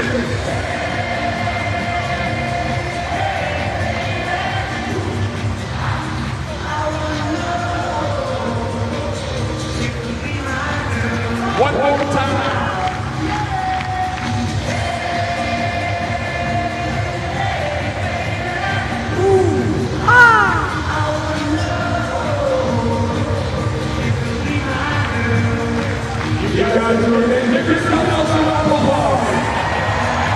What a remarkable scene that was. The largest hay baby of all time.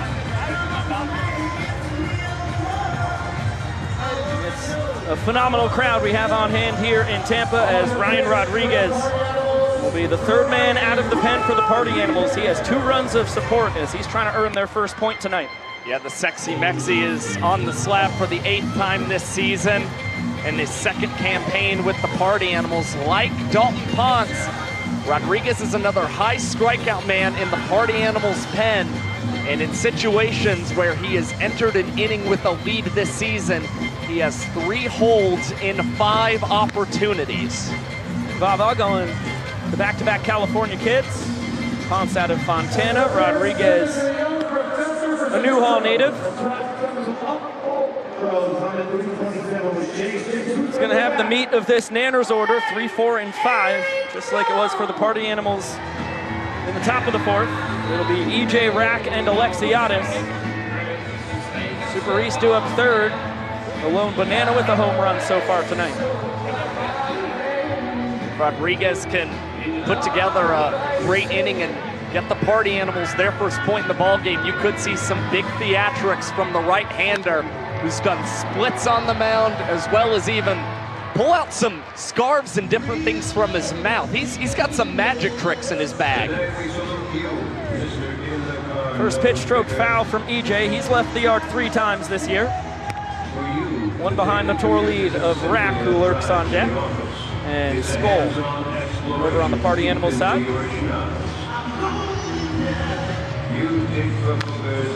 Rolls this one over. Bloomer attacking, tries to whip it between the legs quickly. Can't connect on the trick play attempt. And that is a gift, just like that. The Bananas get to bring the inning tying run up to the plate.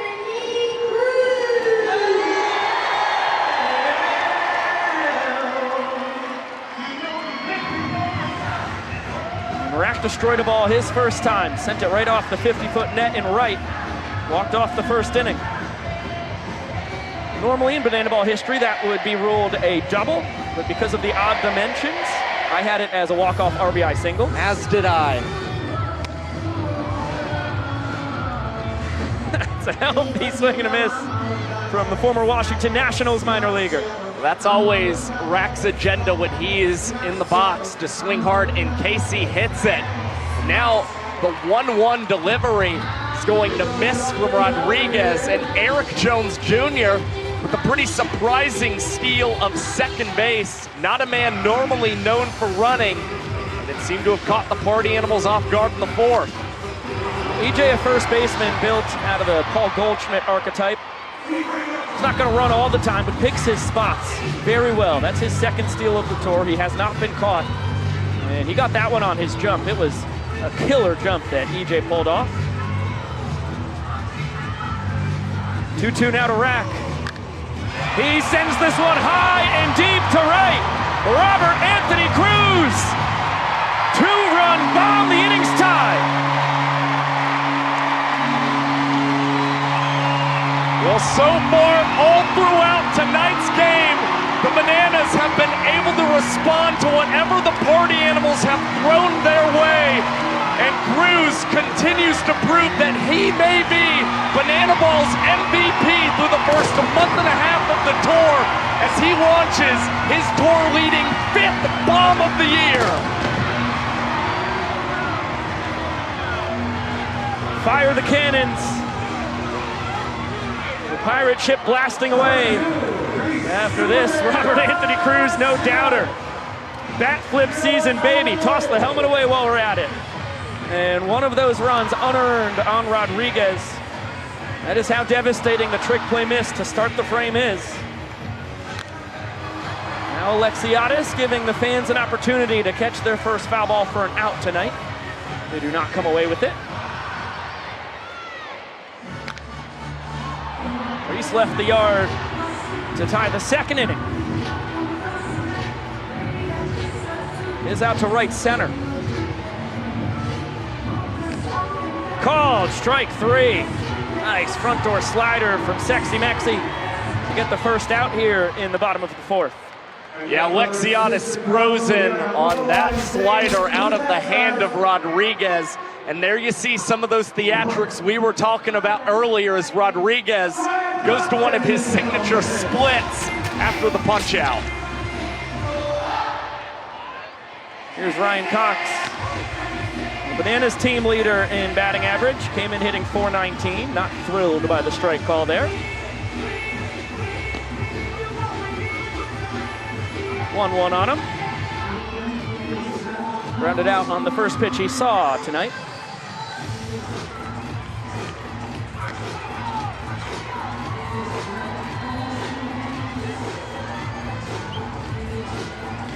Coxie represents the inning winning run.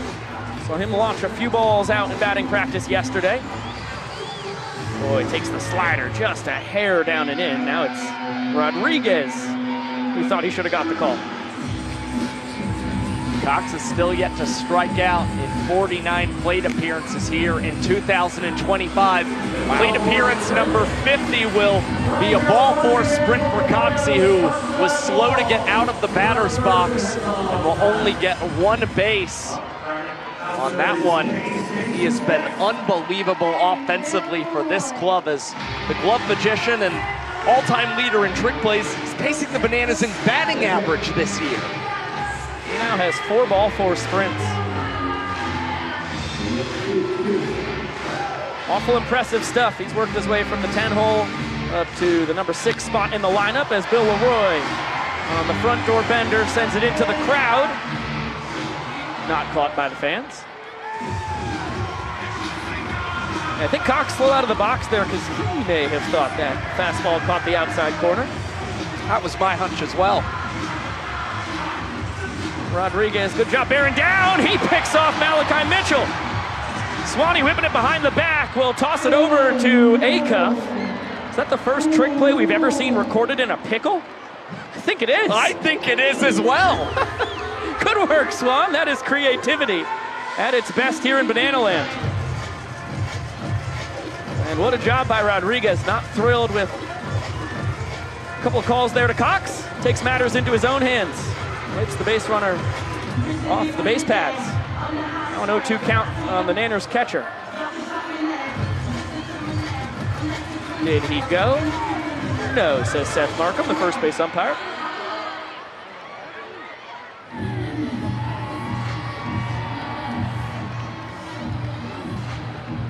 One-two. Big swing and a miss. Rodriguez, his second K of the frame, both of them on the slider. But the 2-run shot from Robert Anthony Cruz knotted the inning up. The Party Animals still Still with the goose egg in the points department. We'll get it on down to Jesse Cole for some dizzy defender. After you get a look at the strikeout of Leroy. Boz is going to have to punt off to Split, who can't see it all. And then we have 3 guys here that are going to be getting spinning and dizzy bat because we call this dizzy defender. So kick off to Split, who can't see. They're spinning, and then they got to tackle Split before Split gets to the other end zone. This should go exactly as we planned. Gentlemen, heads on bats. Heads on the bats. On your mark, get set, spin. Keep going, 2. We're gonna go till 15 or 20, 4, 5, 6. Keep going, you gotta go fast. 7, 8, 9, 10. Keep going, 11, 12, 13, 14, and kick off. 15, keep going. 16, 17, now go, get him, go. There he goes. Split's gotta get past him. Oh, he's gone. Look at Split go. Oh.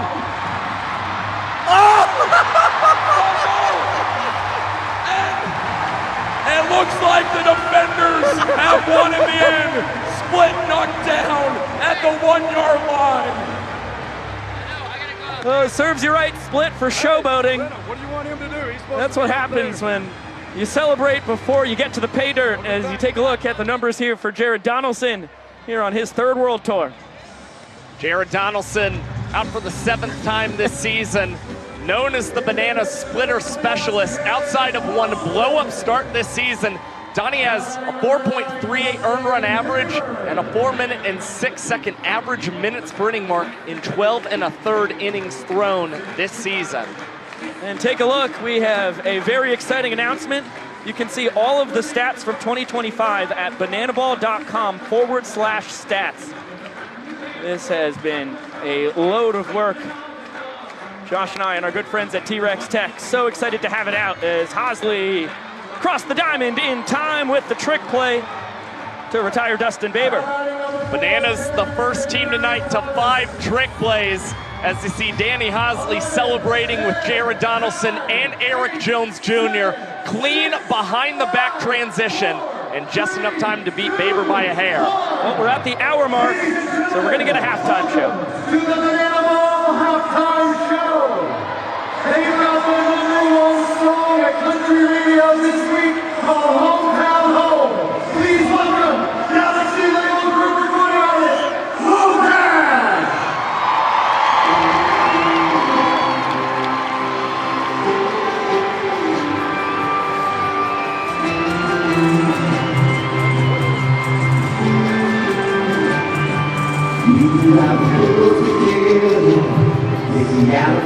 Sunrise, you there all the lives finally was not there. Every week we text next time. When the sunshine stays in the golden gate. But I got another idea we can get right. We're eating out all that trouble we made his hometown. Keep our roots where they always roam.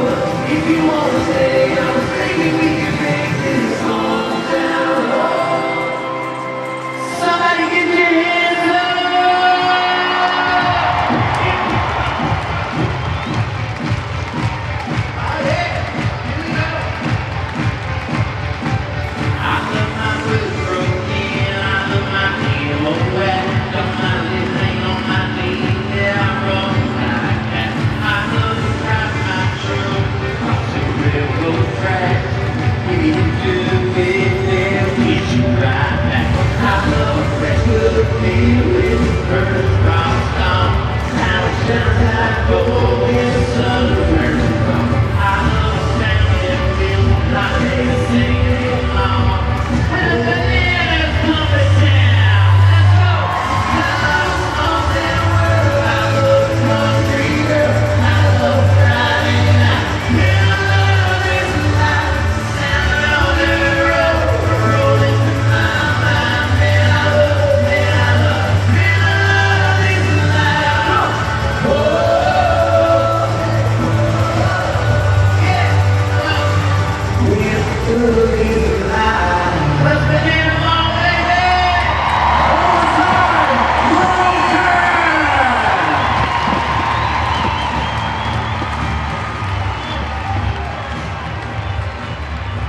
it wouldn't be Banana Ball's football stadium debut without a halftime show right at the 1 hour mark.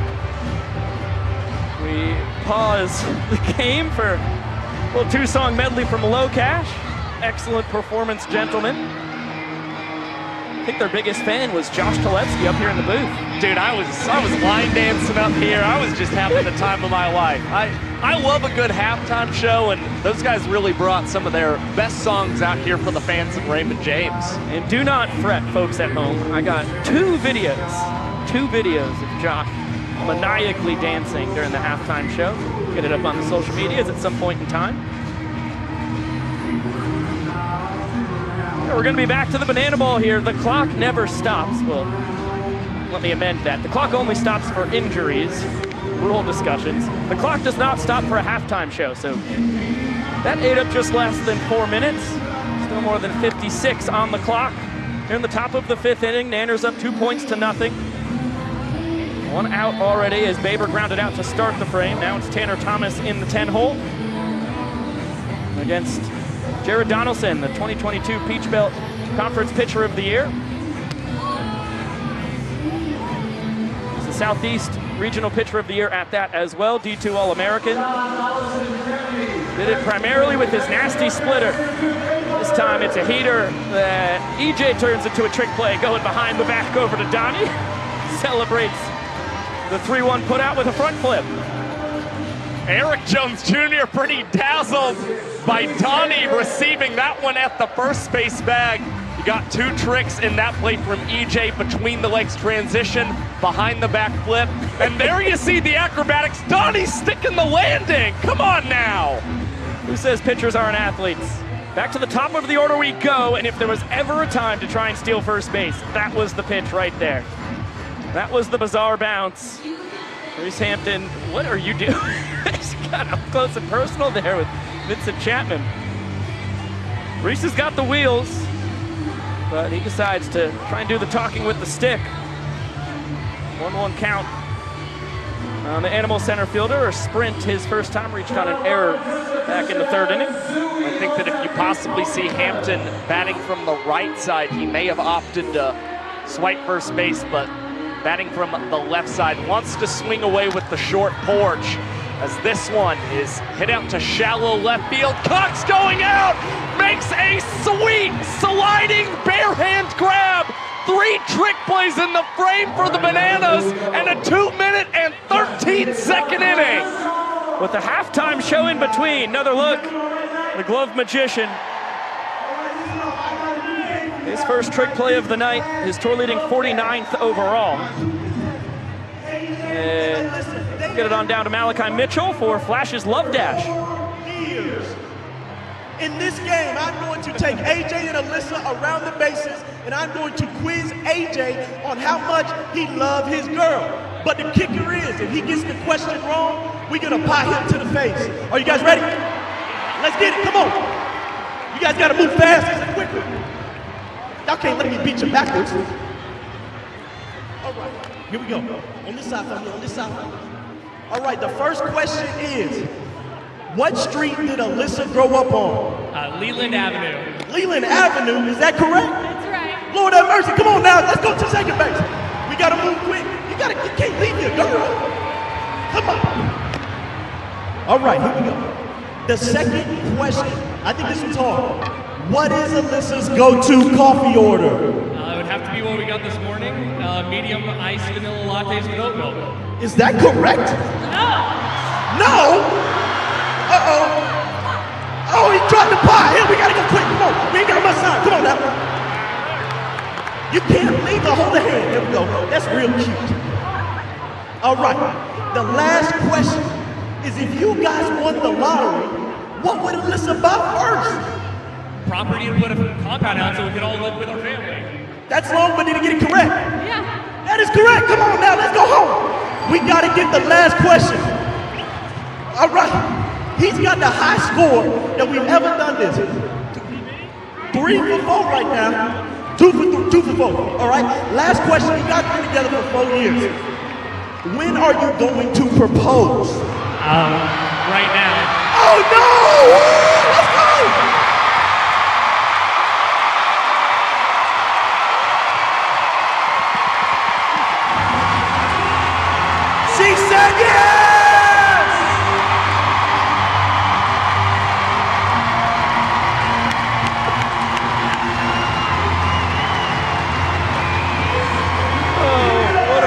celebration.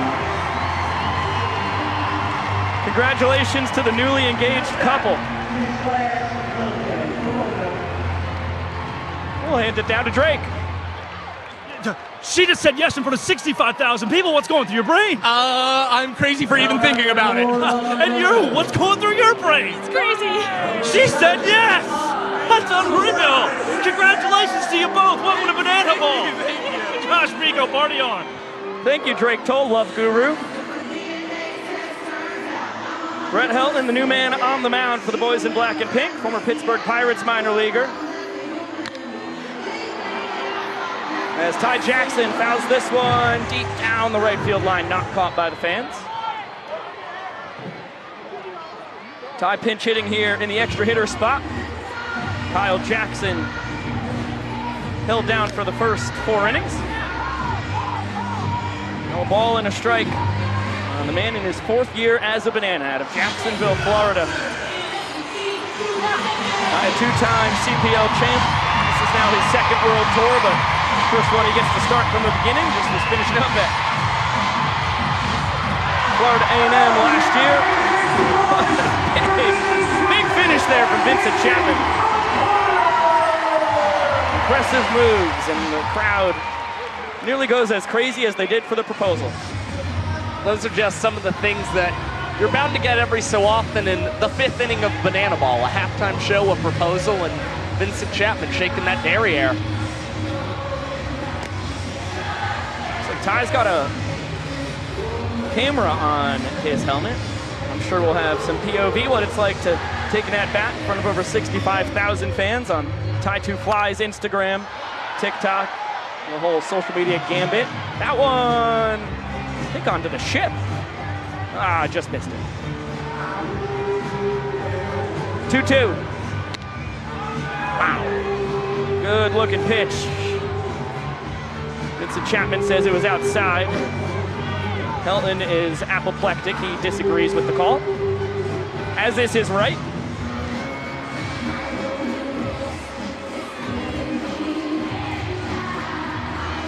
So instead of a strikeout, we get a payoff. This one high out to right center. Thomas and Hampton coming together, and neither of them make the catch. Boy, it looked like Reese Hampton was trying to call off Tanner Thomas, then he throws behind Ty, who scampers into second safe. Miscommunication from the Party Animals outfielders.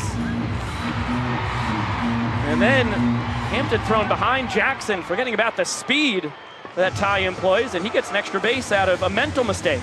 Well, it was a tricky situation. Hampton called off Thomas, then Thomas had waved off Hampton, and then all of a sudden gave way for Reese to make the play. And that Banana Ball wound up dropping in between the pair. Jackson, always an aggressive base runner, is able to take advantage of the miscommunication and get himself into second base as Alex Ziegler lines this one into left field. Jackson is getting the wave home, throw to the plate, is ahead of Ty Jackson, and in 1 minute and 59 seconds, the Bananas claim their 3rd point of the ball game. What a time for Ziggy's first walk-off of the year. Belly flop onto the dish from Ty. Bananas now up 3-0, 5 innings in the books. And we'll celebrate with the dance that went mega viral last November 7th in Clemson. It was the Tigers collegiate boys pulling off the boogie. This time K-Jack takes center stage.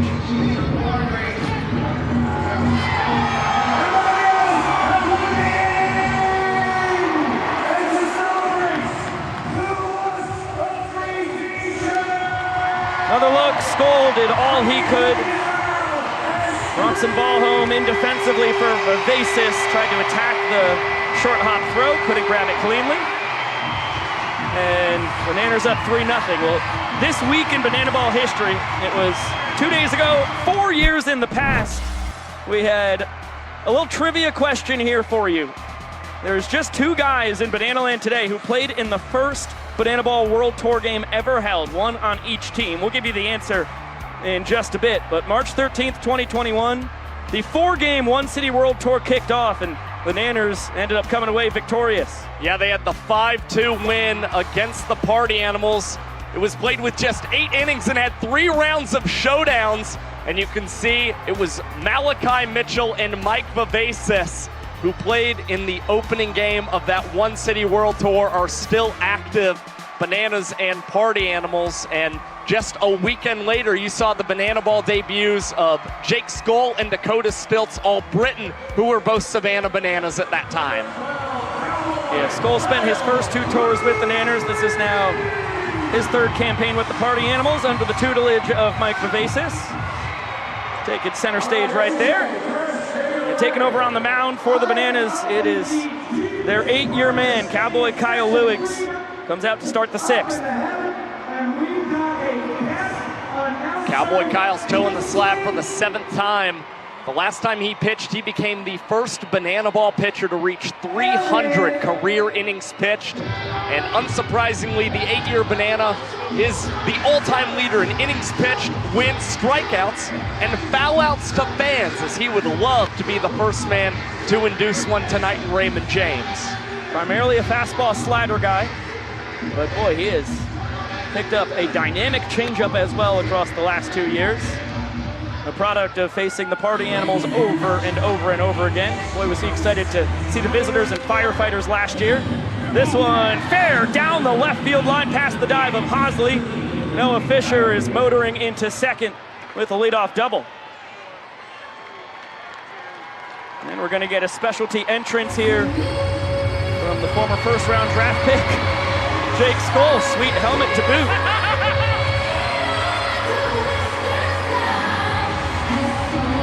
Not quite sure how he's defying gravity, but we love to shout out Wicked when we can.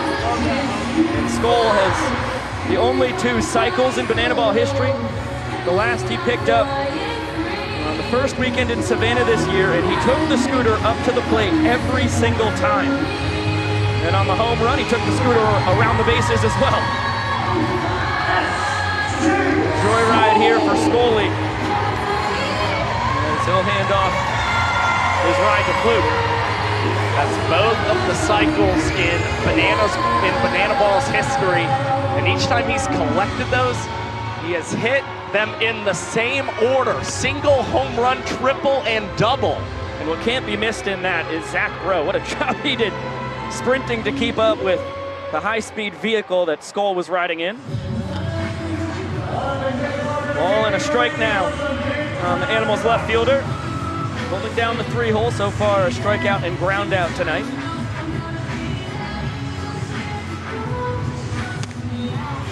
And catch up to the gas, behind 1 and 2. Skoll owns a 17-game hit streak dating back to the end of the 2024 World Tour. Now this one is lined out to deep left center. Meadows dives, cannot come up with the catch, and Scooter Skoll strikes again, motoring around the bases and coming away with a stand-up RBI triple. Sent it to the deepest part of the park, is rewarded with a steak and a 3-bagger. And the Party Animals will celebrate the run here in the 6th with some Gangnam Style.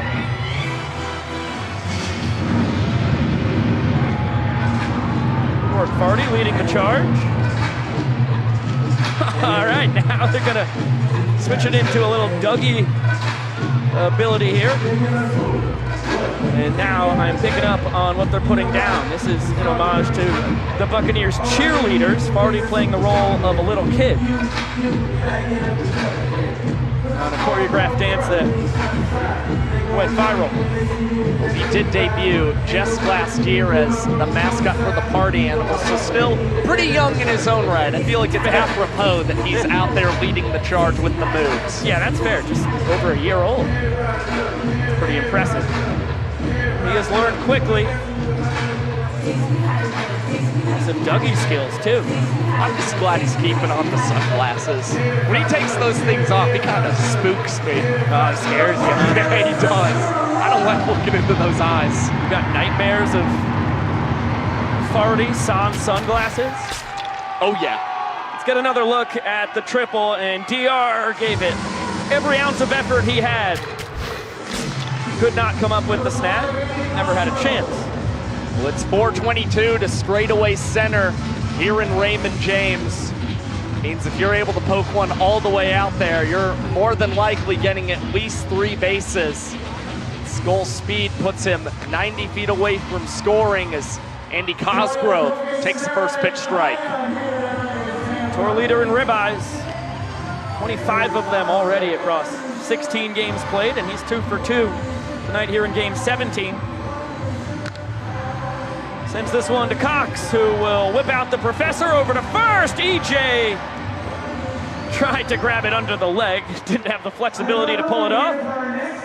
But the glove magician grabs his second trick play of the night, 50th of the tour, as Cosgrove grabs his tour-leading 26th RBI with Skull scoring. Great stuff from the glove magician. Bananas trade a run for a trick play. Now the Animals have another multi-run inning, their second tonight. They hope that it'll stand up in the bottom half of the 6th inning. Ball and a strike here on Chase Acuff. Launched a 2-run homer out to right center his last time.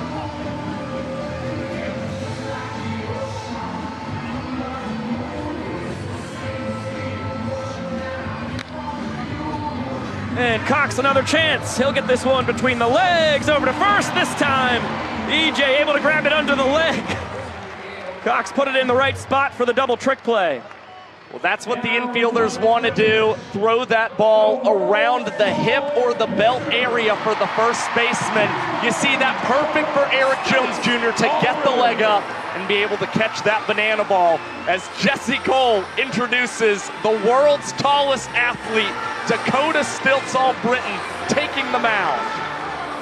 All 11 feet, 9 inches of him. With the 5-foot Stilts doing a lot of the heavy lifting in that department. Take a look at the numbers on the mound here for Stilts in his 5th World Tour. The ERA inflated a ton by a blow-up first relief appearance, but since then he's been pretty sturdy. He's earned 3 points, hasn't lost any this season. And we even saw Stilts this year throw an inning in 2 minutes and 6 seconds, the fastest of his banana ball career. Nobody's appeared on the mound more this year for the Bananas than Stilts. This is his 11th outing. That one misses high to Bryson Bloomer, Dunkin' Donut batter. And the fans are hungry for some sweet treats. If he strikes out, they will get donuts. Has to skip rope there, though.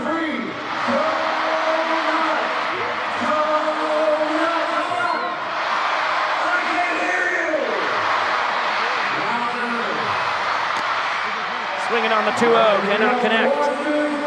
Bryson Bloomer has been the donut batter twice this season.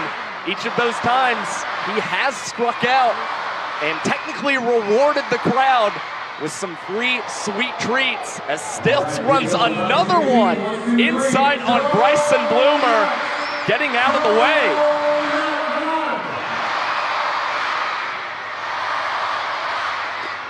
3-1, it's going to be a called strike as Bloomer tries to check his swing.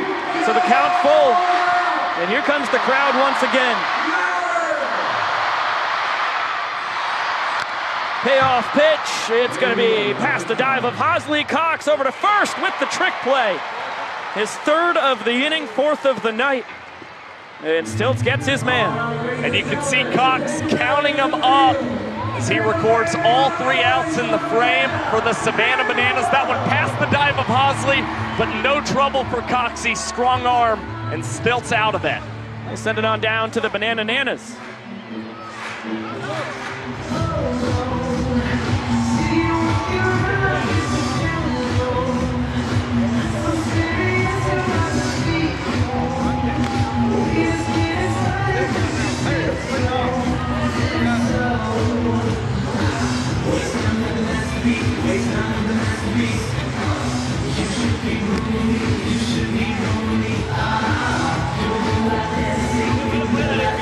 That's good.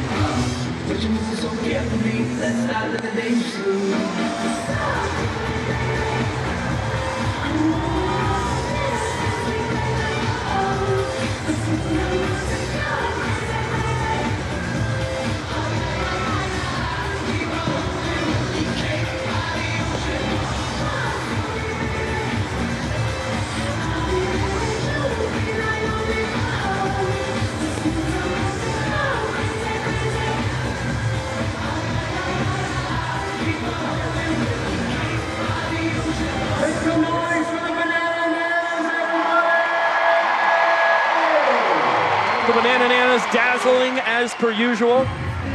Impressive boogieing, and you can often say the same about the new man on the mound for the Party Animals. Jake Lialios takes over. 9th time Lialios has taken the mound in 2025. He's arguably the best dancer of any Banana Ball player, not just the pitchers.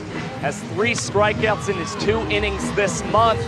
And on the first pitch, induces the roller to Chase Acuff, but the throw, and Jason Swan's attempt behind the back pulls him off of the bag and allows Dalton Malden to reach base, as we've got a challenge on our hands. Well, both teams in Banana Ball have a challenge. If the call is overturned, then they get to keep it. If the call stands, then they lose it. We'll see right here, it has to be clear evidence, and it is. There it is. Good job. That's athletic stuff by Jason Swan to turn what was a man on first base into a double trick play out to start the inning. Call is overturned.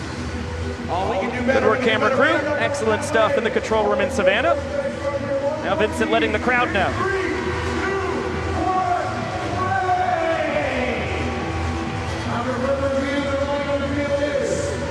Overturned, runner is out. Fancy footwork at first.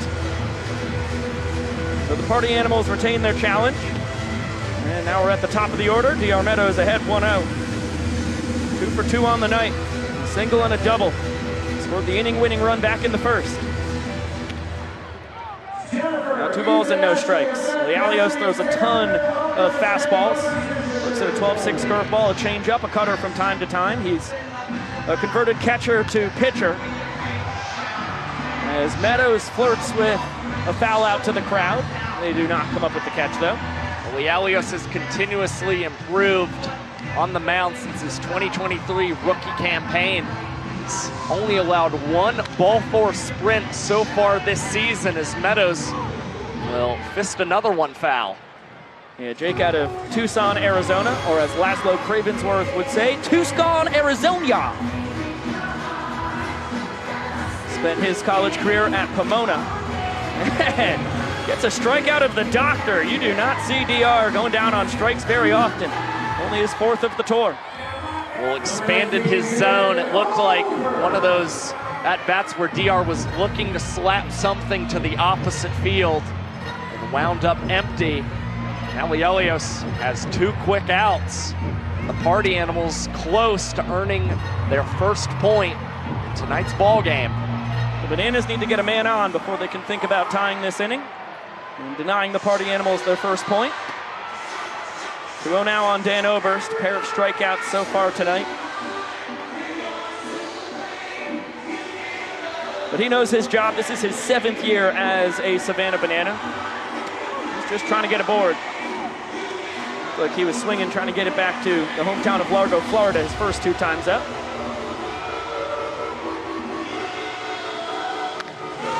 Fouls this one off.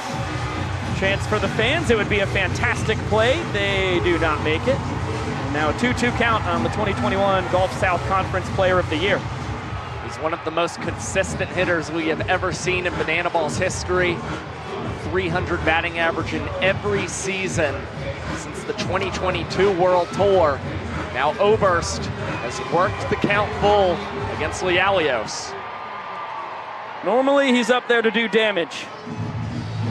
Just trying to pass the baton here. Payoff pitch. Fouls it off. We'll see another one.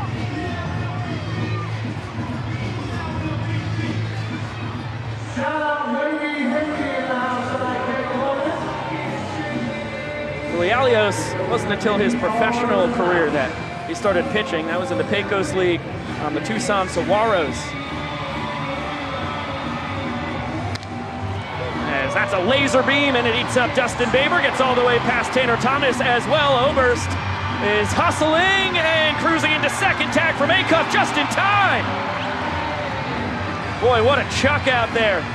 That is a strike as Oberst is twerking on second after being gunned down, or at least attempting to twerk. We'll get another look at what the heck happened here. Ruled a single off the bat that was hit 1,000,000 miles an hour as the Bat Boy makes his first appearance. Then we will get the replay. Where's he going? He is grabbing the wrong bat! He's stealing a bat from the party animals, and he's going to take it out onto the field. He is taking that thing straight to the mound. Yeah, that boy has gone rogue. All right, now we'll get a look at how the party animals earned their first point. That was a strike from Tanner Thomas. And Acuff got the tag on Oberst just in time. And we'll get it on down to the Daddy-Daughter Olympics. Exercise. So, Chorus, show us what you got. Okay. All right. That's a good move right there. Dad, what do you got? Oh, he's trying to do it. Good hip action. Not bad. All right, Dad, we'll let you go first on this one. This is now the tumbling part of the Daddy-Daughter Olympics. Let's see what you got. This scares me. Okay. Okay. Not bad. Not bad. All right, Cora, let's see what you got.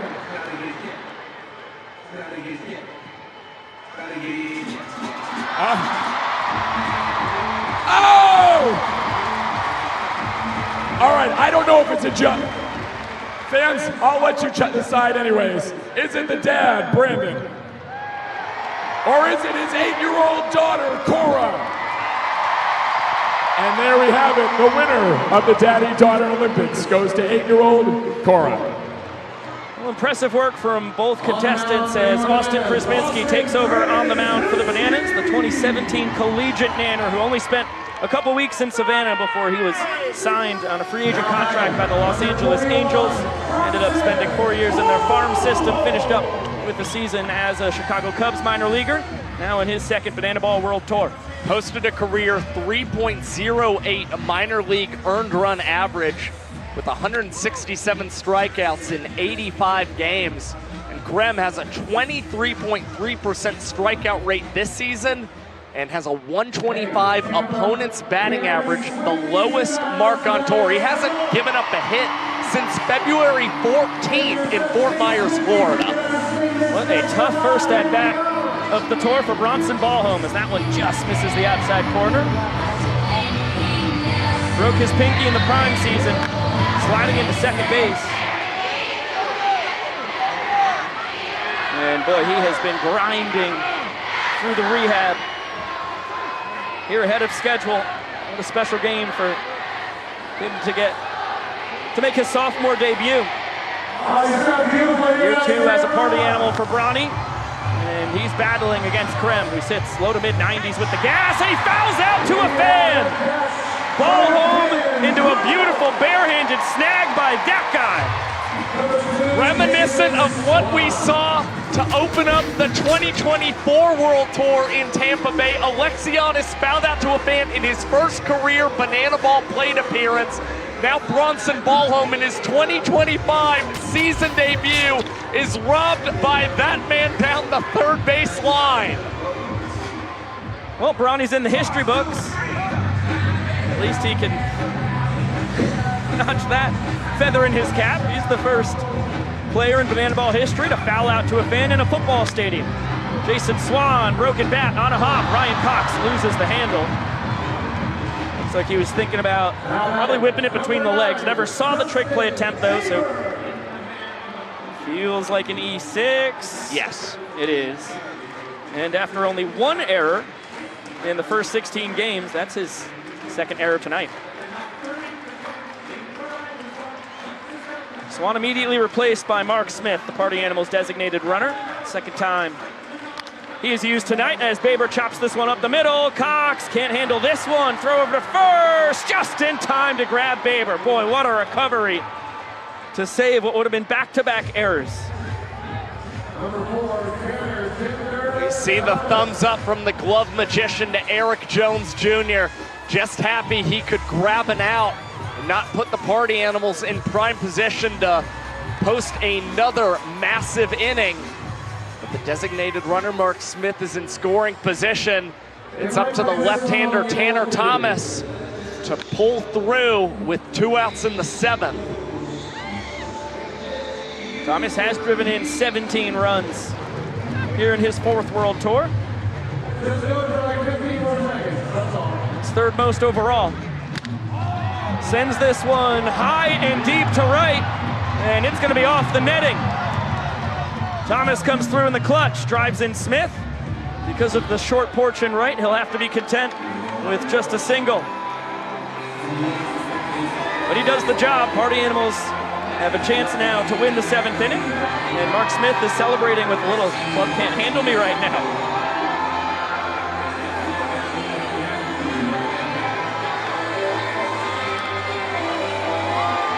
He's going to take this celebration into the stands.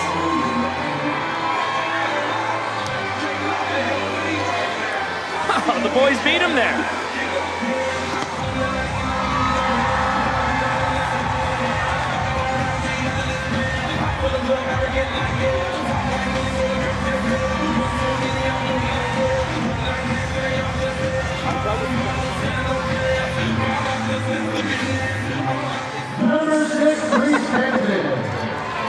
Well, that's a fun section to be in. Certainly an all-out party near that pirate ship in the stands. Big knock for Tanner Thomas. First hit the Party Animals have grabbed against Krasminski in a long time. Now Hampton seeing if he can get this ball over the 50-foot net, unlike his teammate Tanner Thomas. Yeah, it's an unearned run on Krem for everybody keeping the scorebook at home. Inning should have gone 1-2-3. E6 extended it. And now Hampton hoping to punish the Bananas for the error a little bit more. We're back at the top of the order. Battle between former minor leaguers here.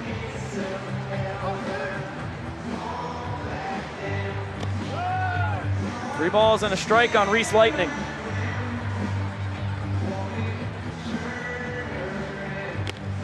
Big swing and a miss. Count now full. I was curious on 3-1 if Tanner Thomas might try and take off, move into scoring position. He runs on 3-2, but Austin Krasminski dials up the heat and records the strikeout against Reese Hampton to end the top of the 7th. Party Animals with the chance for a 2nd straight point against the Bananas.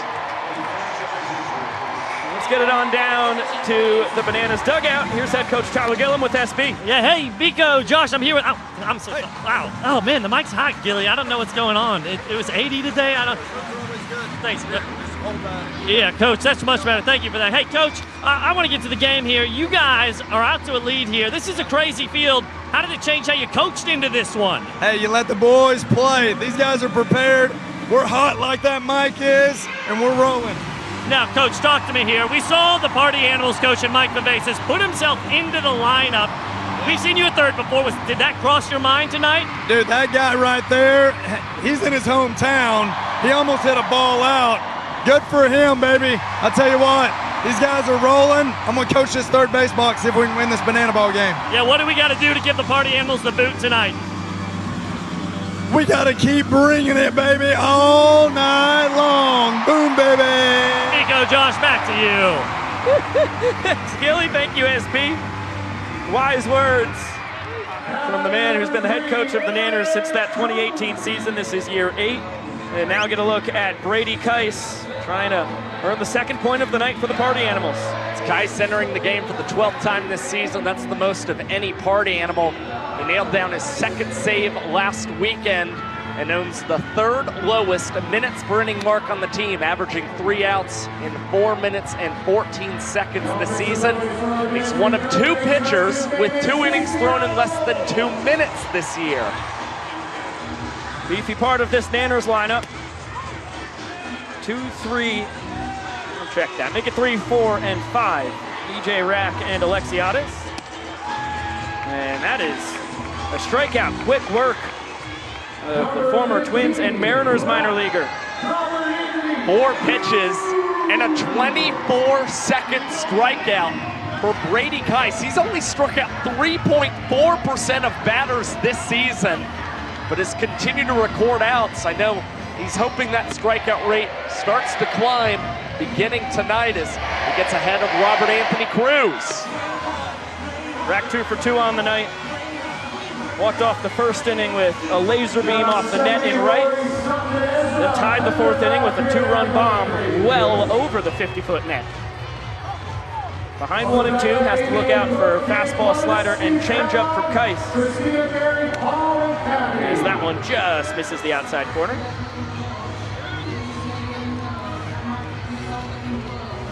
2-2. This one tapped back to Brady. He's gonna whip it between the legs, flip it over to first in time. Or the trick play in the second out. Well, that's exactly what you want to see from a banana ball pitcher on the mound. Kais currently the star in this 7th inning show.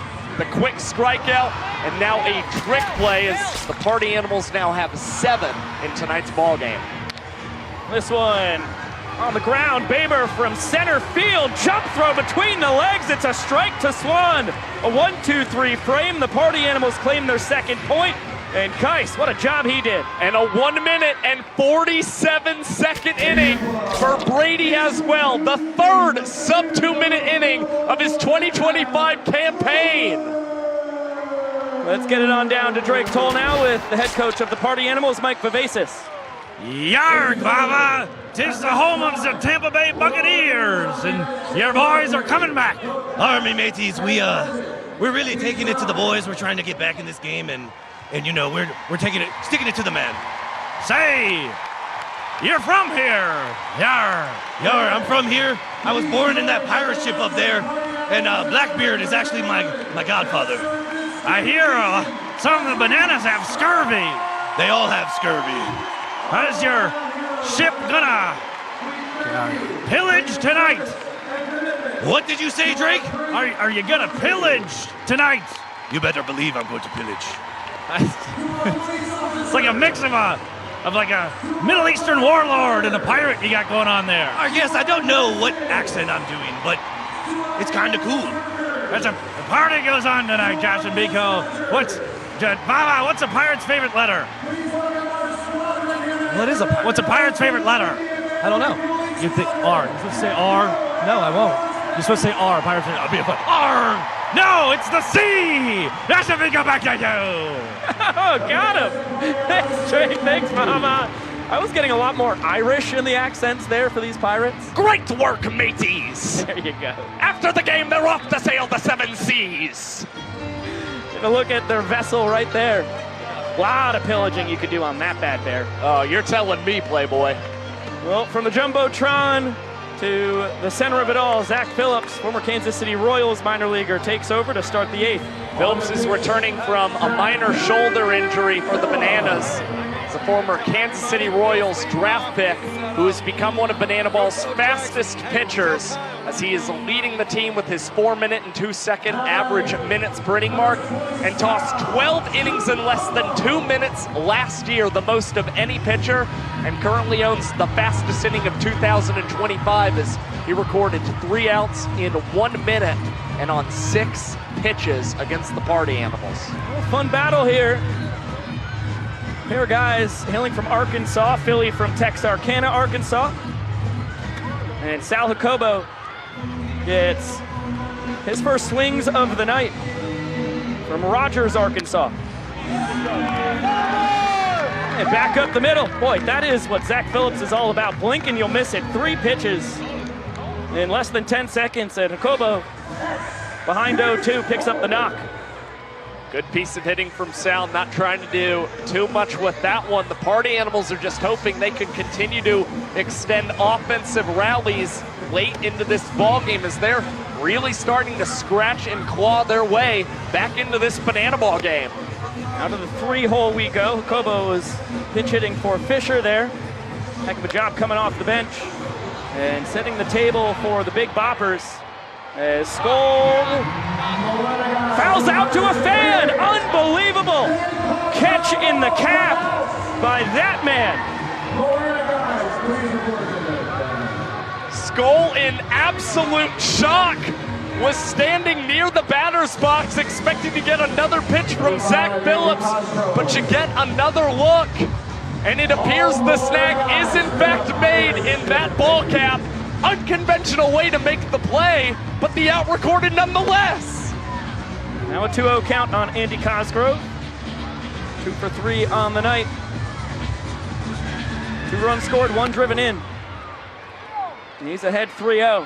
Another battle between former minor leaguers. With the game hanging in the balance. Party Animals down by a point, 2 innings to play. And that is 4 straight bad ones. There's unusual wildness from Philly.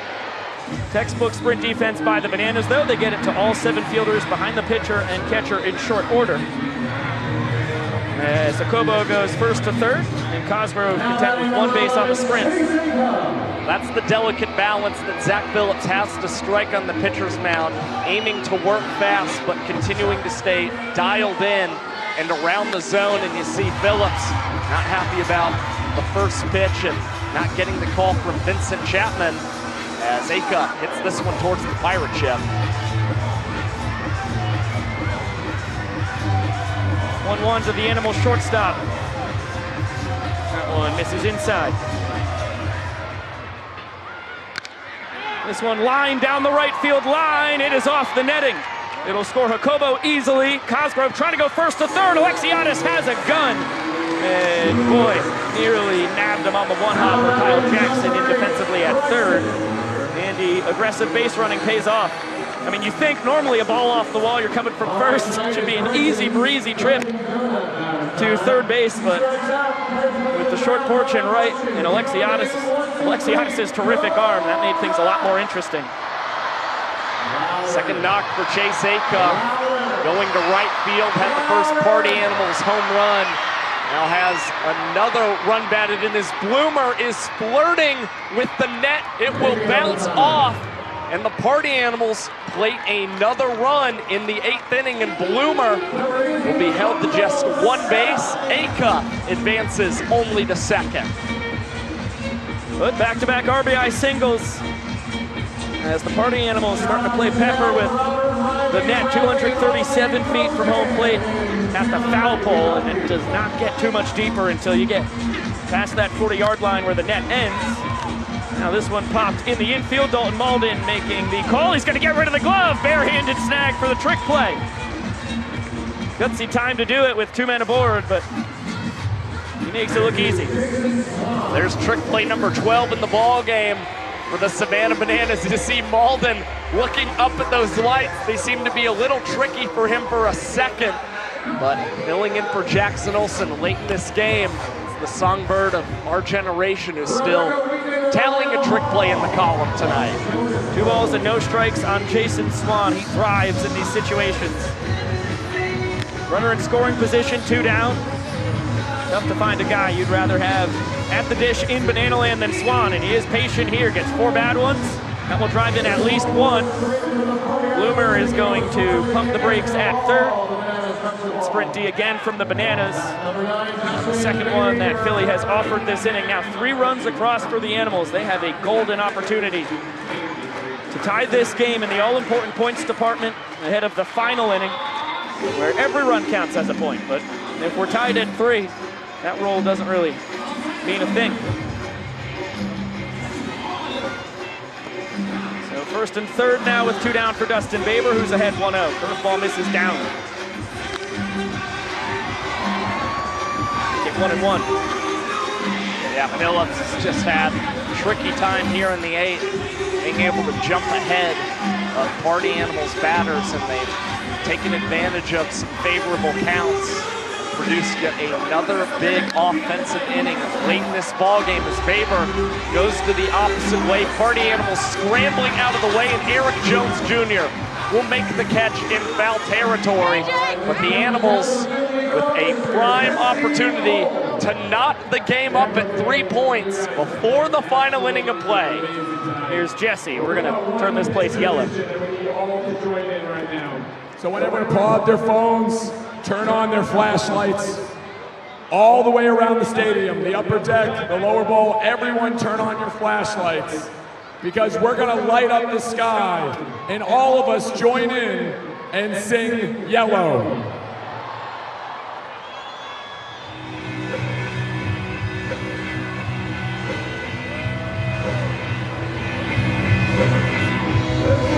What a sight this is. Biggest banana ball game of all time. Over 65,000 fans here in Raymond James Stadium lighting up the sky.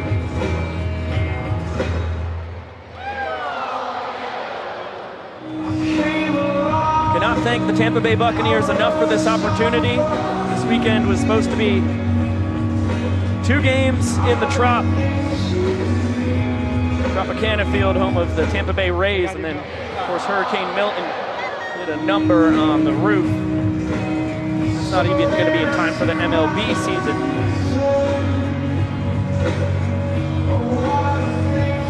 So we had to get creative. Buccaneers were game. And from 3 football stadiums in 2025 to 4, just like that, Tampa makes history.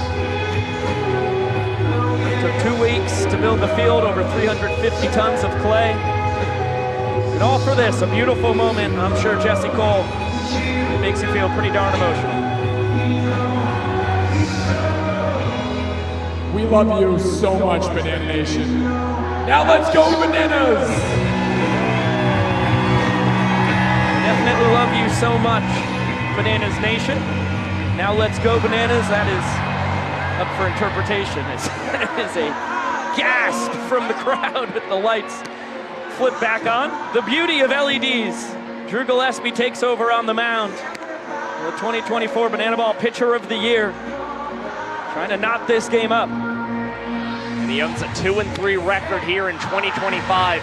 He has earned either the win or loss in each of his last 3 outings, which really proves that Banana Ball continues to come down to these final innings. This Drew has a 2.61 ERA, and Bill Leroy's possibly got something special for us. Well, Bill Leroy will have something special for us when he comes up next. So that's a tease, as we call it in the business. First, Ryan Cox, and he's swinging at the first pitch. In foul territory, Bloomer runs out of room. The fans do not make the play.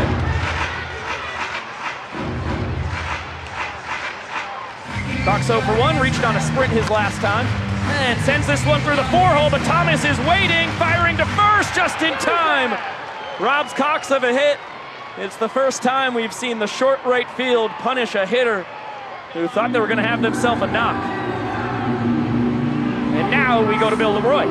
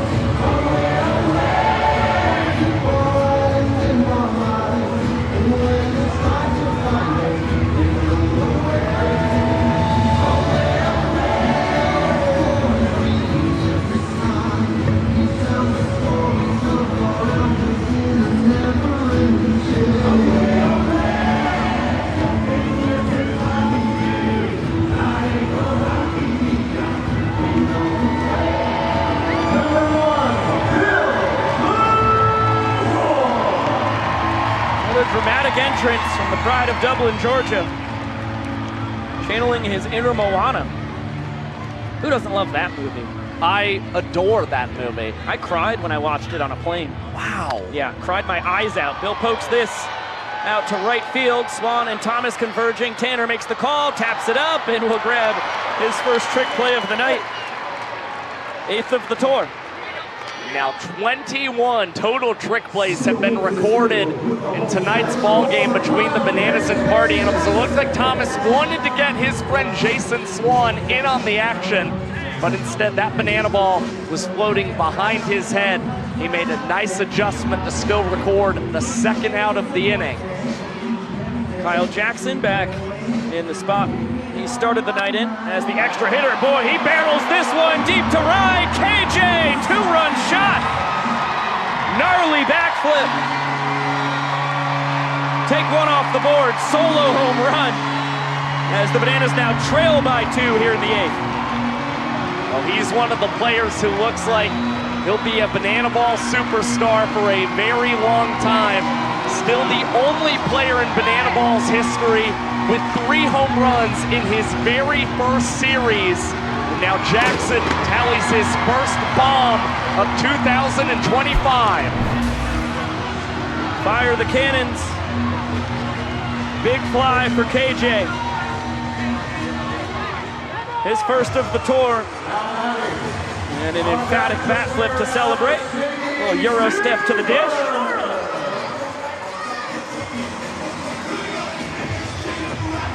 But the Party Animals still lead the inning by 2 runs as Alex Ziegler steps in.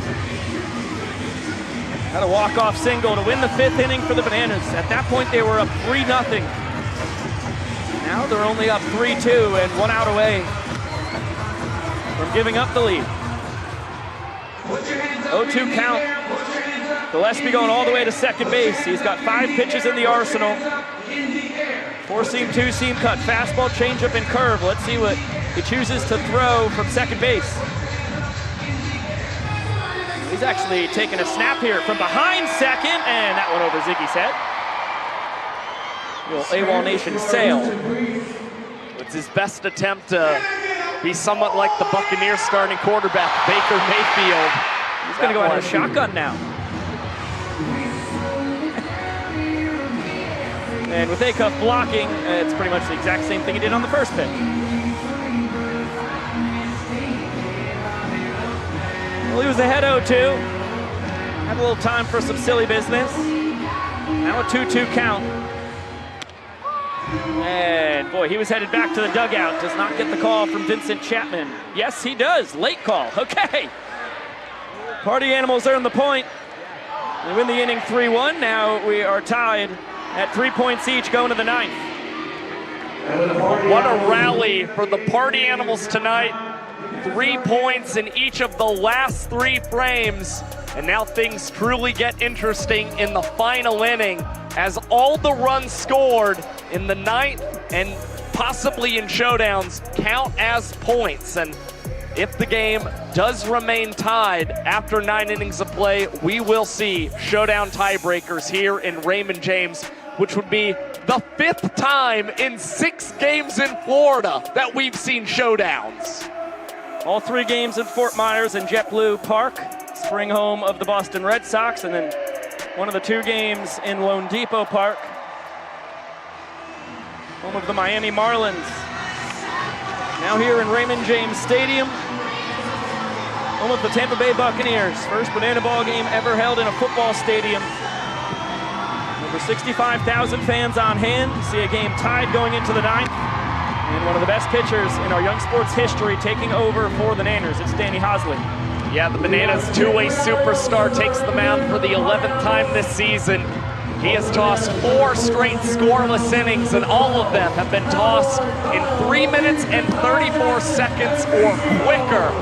As Hosley owns a 31.8% strikeout rate here in 2025, the highest of any pitcher on tour. Only 20% of the total outs behind Hosley have included a trick play. That's because of that high K rate that we've seen from him this year. The juxtaposition, Lealios to Ty Jackson, 2 very different interpretations of how to dance to the heading to the 9th inning song that Shark blesses us with every banana ball game. Interesting for both squads as well. Both teams in the 10 hole as we head to the 9th.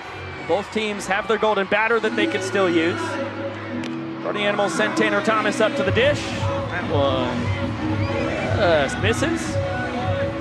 Well, seeing as how this park favors the left-handers, and Thomas has collected a home run against Danny Do-It-All this year, the Party Animals are trusting in his bat right now. And the homer was in the top of the 9th inning. Back in game 3 of the tour. It was in Glendale, Arizona.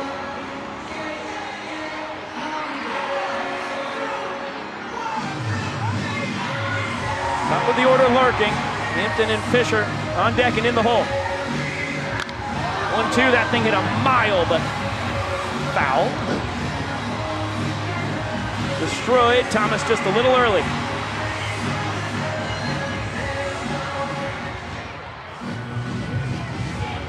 Florida man, started his collegiate career at Tallahassee Community College, finished up with 3 years at Virginia Tech. He's always had a lot of pop in the bat. And gets a piece of this one. Foul tips it, Leroy not able to squeeze it.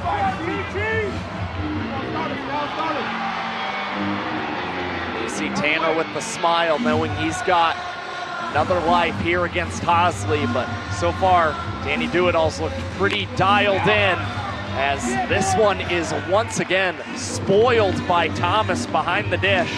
6 pitches so far. The positioning though on the shin guard. He had armor in that spot. Looks like it still hurt. Has to look out for fastball, Vulcan change, 12-6 curve. Goes down swinging, got the changeup. Cannot connect. And Hosley starts the 9th with a punch out. Well, that's Hosley going to one of Banana Ball's deadliest pitches. The Vulcan change doing its thing, has a lower spin rate than just about any other pitch in Banana Ball.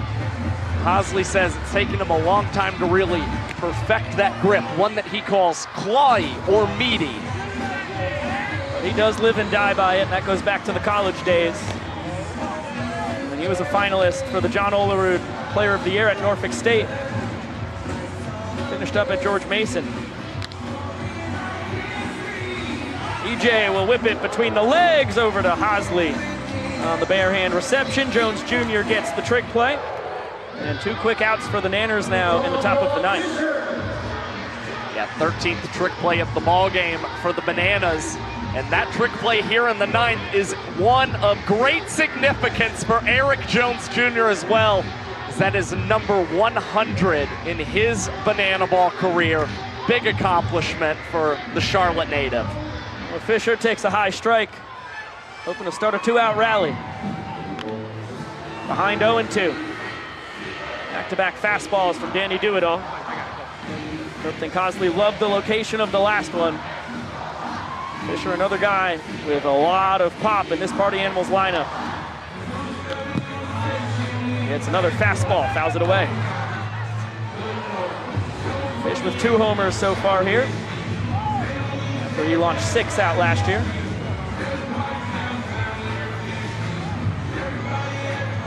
Three straight fastballs. Another 0-2. And that one stroked, but on a hop. Ryan Cox pulls off the trick play, his 5th of the ball game. And Hosley's got himself a 1-2-3, top of the 9th. Just what Danny Do-It-All and the Bananas wanted. 3 minutes and 41 seconds. And now the Party Animals have to counter and throw up a blank frame themselves if they want to extend this game into showdowns.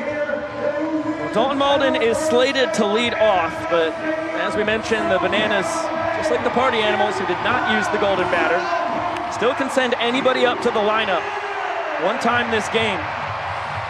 And Robert Anthony Cruz is 2 for 3 with 3 runs driven in, 2 of them on a no-doubt behemoth home run out to right.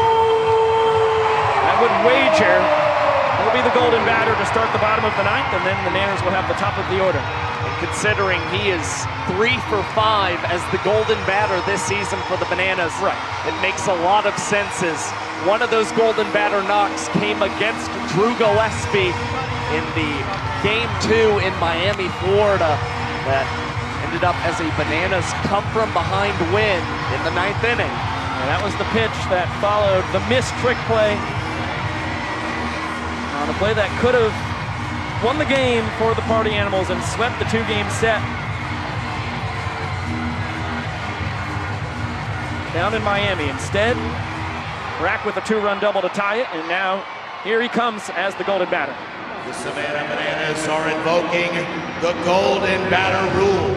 Hitting in the place of Dalton Malden is the Savannah Bananas golden batter, Robert Anthony Cruz. Fun moment for Rack. As the golden batter, he takes the place of his Casper Horsehead's teammate in the Expedition League. Rack and Dalton played summer ball together out in Wyoming. And the summer of their lives, Malden was actually the MVP of the team. Now Rack hits in his place. And first pitch rolls this one over. Swan is going to grab it. He'll take it to first himself. And Gillespie only needs one offering to dispatch the Bananas golden batter. No funny business there for the party animals. They instead just ensure that they grab the quick out against Cruz, as they would like not to see him a second time here in the inning. And I think based off of what you talked about, that Jacobo missed trick play in Miami, that's why you didn't see Swan even try an under-the-leg flip there to Gillespie, who was willing to cover the bag. To the top of the order. Leader on the outside corner, 0-1 count on DR Meadows. The Doctor 2 for 3 on the night, yanks this one foul, behind 0-2 now.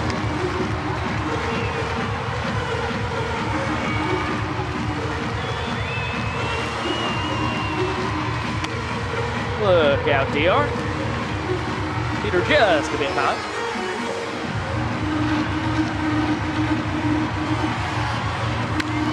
And that one fouled off of DR's foot. We'll get a little time for the Doctor to recover. Andy Cosgrove giving Meadows a little bit of time. This is a game of big magnitude for the Bananas and Party Animals. Both of these teams knotted in 8 wins and 8 losses. If the Bananas win this game, not only do they jump ahead in the season series, they will claim the state of Florida, as Drew Gillespie goes to the big curveball and gets the punch out against DR Meadows.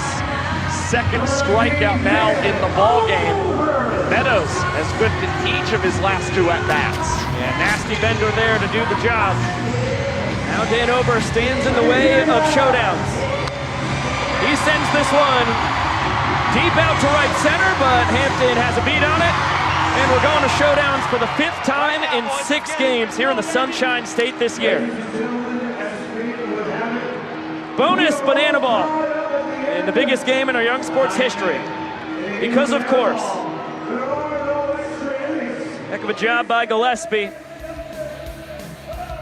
as he earns the game-tying point in the 8th, sends us to showdowns with a scoreless 9th. Take a look at the rules here. Round 1, it'll be a pitcher and infielder versus the batter. The hitter needs an inside the parker to score a point for his side. If he hits an out of the park home run, his team wins immediately. And if we get to round 2, the fielder is removed. If we get to round 3, it'll be bases loaded and the fielder's back out there on the infield grass. Yeah, and usually you see these two teams continue to ride the hot arms on the pitcher's mound. Hosley had a clean 9th inning. He will be the man who stays on the mound for the Bananas in round 1 of showdowns, as the defender behind him will be the Bananas right fielder tonight, Reese Alexiadis.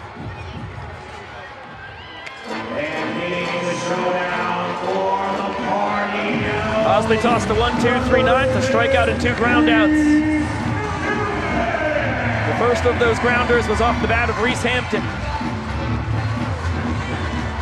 These two have had plenty of legendary battles across banana ball history in showdowns. The most notable, Reese with the only out-of-the-park home run in showdown history in Brockton, Massachusetts, back in 2023. Takes the changeup in there for strike 1.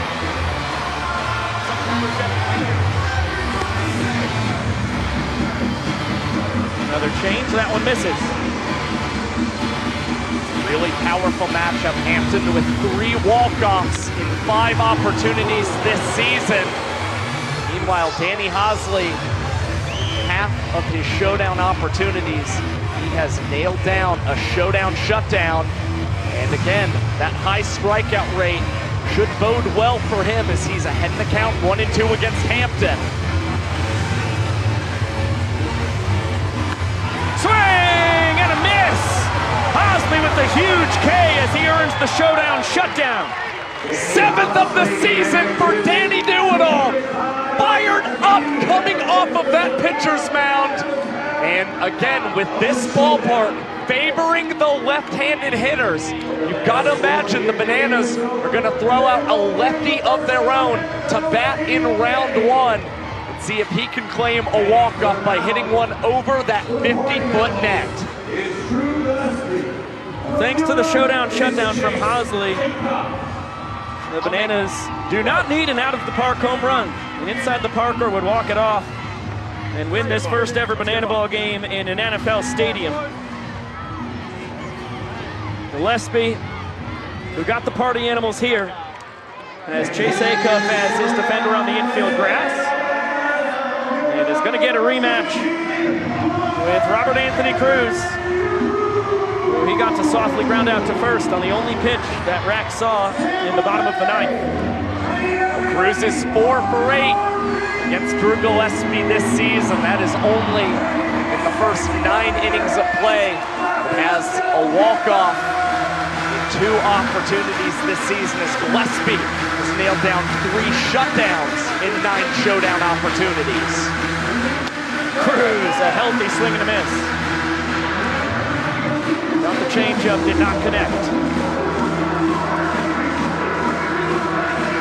Fans on their feet here in the Big Guava.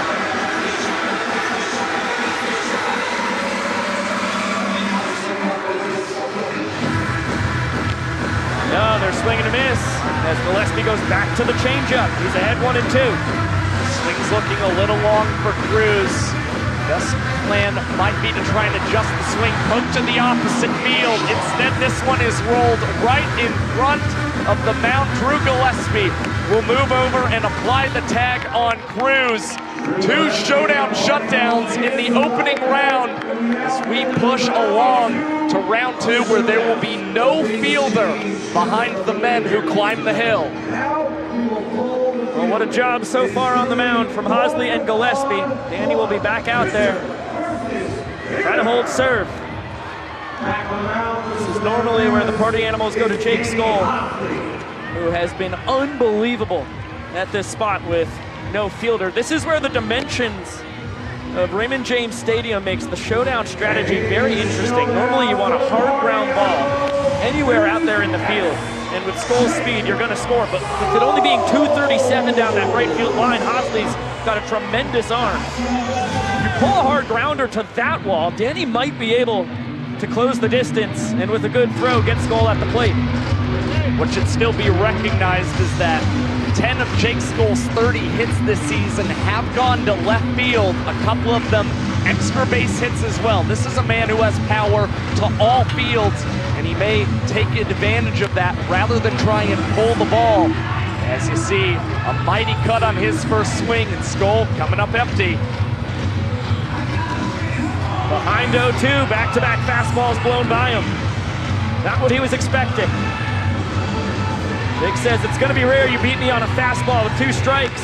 Hosley sticks with it! Blows the gas by him! Good morning, good afternoon, good night, nothing but heaters! Back-to-back Ks for Danny Do-It-All! And the first time we've seen Hosley with multiple strikeouts in showdowns since the 2023 World Tour. He is absolutely dialed in on that pitcher's mound. Great elevation there against Skoll. You see him counting those pitches. Well, the game back in Drew Gillespie's hands. Normally the Bananas go to DR Meadows here. We still have Eric Jones Jr. and Dan Oberst, who get a lot of showdown action offensively as well. And it looks like it's EJ near that on-deck circle, ready to rumble here in round 2 of showdowns. The vast majority of the 65,000 plus fans still here as they get bonus Banana Ball. The former Mariners and Twins minor leaguer steps in. Inside the Parker, or a home run over the wall, wins it for the Bananas. Gillespie fires low.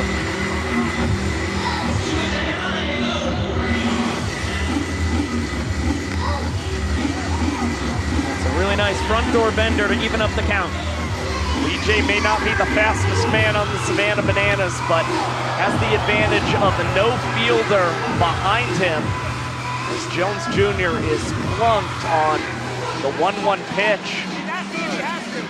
And according to Vincent Chapman, currently is going to be awarded second base. A hit batter in showdowns You get 2 bases, and that makes the task so much tougher here for Gillespie. If EJ scores, the Bananas win the game. And Drew does not have a fielder behind him. Now has to go through Dan Oberst.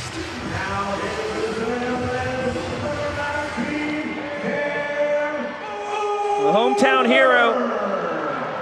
1 for 3 on the night. Trying to walk it off for the Bananas. Big swing and a miss. Not connect on the curve. Gillespie needs a K. This is inside. Ball and a strike. Oberst can just get this one out of the infield, and that ball trickling into the outfield grass. This looks like it could be a winner for the Bananas, as this one is skied. Gillespie trying to track and make the catch, and he does! Drew Gillespie, one of the greatest catches in a round of showdowns in Banana Ball history, pushes us into round 3. Wow! Get another look. Willie Mays-esque over the shoulder, full extension. Are you kidding me? If that ball hits the ground, the Bananas win the game. Instead, we go to round 3. Gillespie putting the team on his back. That is insanity. Hosley's done it with the K's. Gillespie has done it with soft contact, that time with a web gem. Just such a tough play, coming from the mound, tracking that thing all the way nearly to shallow right field. I mean, if it was 2 inches further away from him, he didn't have a chance at the catch. 1 inch further out, and he would have had to snow cone it. Well, you anticipate that the plan of attack is really to get the strikeout if you're the pitcher, but Gillespie was fine with inducing a soft pop into the infield. Had just enough range to make the play as Bryson Bloomer is the man batting here in round 3 of showdowns. With the bases loaded, the Bananas do have a defender back behind Danny Hosley in Reese Alexiadis. Ball bobbled by the fans, eventually ended up in their hands, but not caught cleanly, so not a foul out to a fan. That would be a massive one right there. And now Bloomer's plucked. Well, we haven't seen a hit batter in showdowns all year, but that's gonna push in 2 runs. And now Bloomer to second, and the Party Animals get to keep swinging it. So they're up 5-3 and have a great chance for more. I mean, you just can't predict baseball. You can't predict Banana Ball. You see it time and time again. Hosley and Gillespie have been so consistent in showdowns. Both of them, for the first time this year, plunk batters. And now Noah Fisher steps in. Takes that one just a smidge up and in. This one, stroked. It's gonna be off the netting. 2 runs will score easily. Alexiadis hustling after it. He'll fire it in to Hosley, and all the way over his head. 1 hopper to Bill. And that will stop the bleeding. But a 4 spot for the Animals. The Bananas will need to clear the bases in the bottom half of this 3rd round to tie it. They'll need to send a ball over the wall to win it. Great piece of hitting there by Fish. It is certainly going to get tricky now for the Savannah Bananas. The fact that they need to clear the bases likely means they will send a right-handed batter up to the plate to try and poke one out to deep left or possibly center field. Again, that center field straightaway wall is 422 feet. Well, Gillespie got no support across the first 2 rounds of showdowns. Got a soft grounder from Cruz. And then got the pop-up that he made an insane full sprint over the shoulder catch on. To go to round 3, now he's got to get through Kyle Jackson. JJ ahead 1-0. Big swing and a miss. Can't connect on a fastball. Gillespie sits in the low 90s with the gas. JJ able to hold up on that one.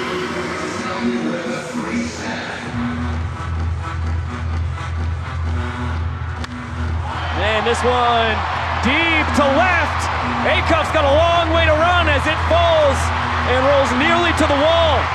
Malachi Mitchell's going to score. Kyle Jackson rounding third. Acuff kicked the ball when he tried to barehand it. KJ clears the bases, brings himself in, and we are tied at 7 going around 4. Just when it was looking like possibly a battling decision for the Bananas to put in a left-handed batter, KJ Jackson produces, hitting that one out to the opposite field. He's one of those perfect blends of power and speed, and you saw it on full display as Acuff had a serious misplay in left field, slipping and kicking that ball away. Well, wild stuff. We go to the 4th round of showdowns for only the 3rd time in Banana Ball history. We have never seen more than 4 rounds of showdowns. Now Tanner Thomas will swing it with the bases loaded. Every round we see from here out, the bags are juiced. We saw no points across the first 2 rounds, with both squads bringing 4 in round 3. And Tanner is behind 0-1. Big swing and a miss. He's behind 0-2 after he can't connect on the change. Osley recorded the punch out against Thomas in the 9th. He's hoping lightning will strike twice as he buries the Vulcan change in the dirt. And Thomas spits on that offering. 1-2. That one stroked down the right field line. It's going to score at least 2. Skoll is on first. He's rounding third as Alexiadis gets to the ball, heaves it home. The throw on a hop. In time. What a play by Super Reese. Party Animals will challenge, but for now it is just 2 runs across for the Animals. Will all of these teams, or both of these teams, get a challenge in showdowns? The Party Animals wisely going to use it here as Vivacis and company clearly thought Skoll scored ahead of Bill Leroy's tag. We've got a minute to decide. Let's bang, bang, there's no doubt about that. Pretty good angle we've got here.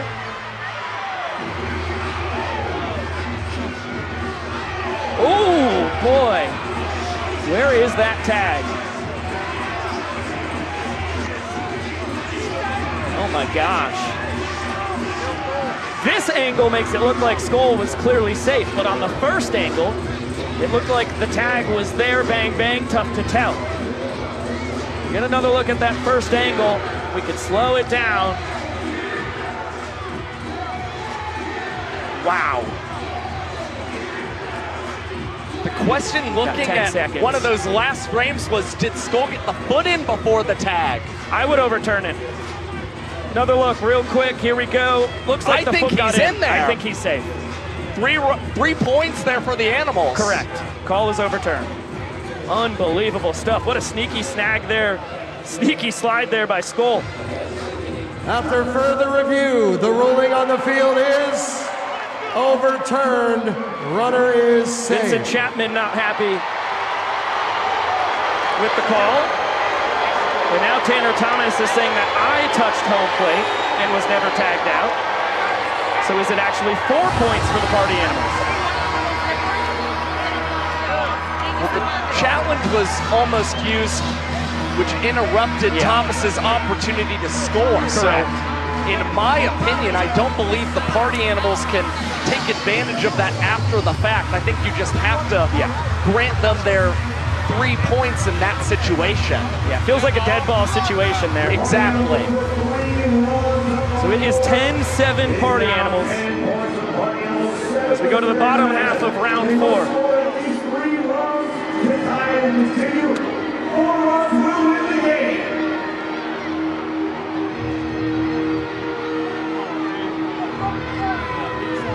Drew Gillespie back out there. He pitched the 8th and 9th innings. This is his 4th round on the mound in showdowns. Impressive endurance from the Party Animals closer as DR Meadows bombs this one out to left. Malachi Mitchell was on first. He represents the tying run. He's going to score. The Doctor reaching third as Gillespie gets the relay. He fires it home. Cosgrove with a clean reception. DR tries to slide under the tag, and now the Bananas are going to get to challenge. Boy, Cosgrove made that a lot closer than it should have been. He waited for DR. We've seen this before. Shades of Dan Ober sliding home in the 2022 Summer Series. Now we have a challenge that could win the game for the Bananas if this call is overturned. There's Cosgrove waiting. Oh my goodness.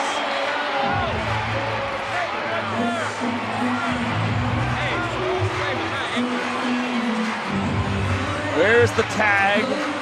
And where does the foot hit the bag?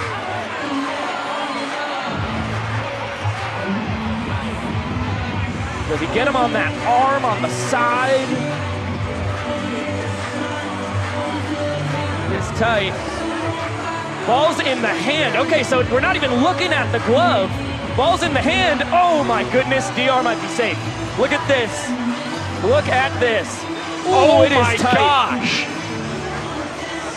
Oh man. I think we need to see that other angle.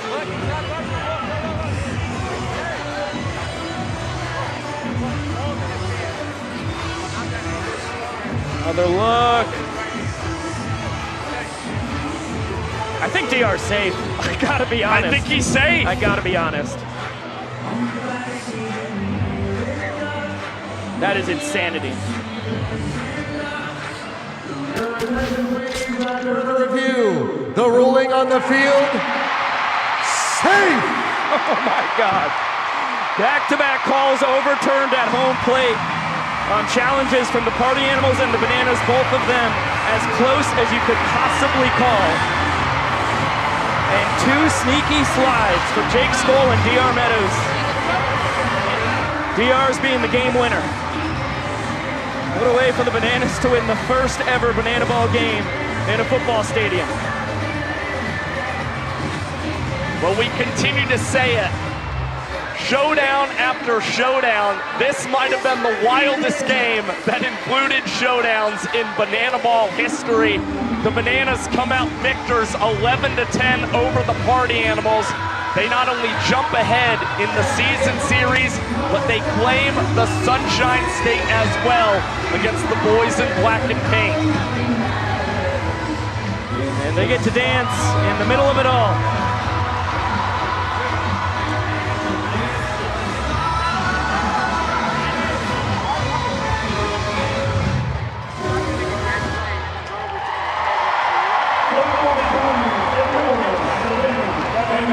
That is madness. Thank you so much for a magical night here in Banana Land. But we do have one more little surprise for you guys. We're gonna have a post-game plaza party with the cast and Party Down and the Banana Band, and we'll have some fun. But we have one more thing, if you can join in a little countdown for us. 11, 10, 9,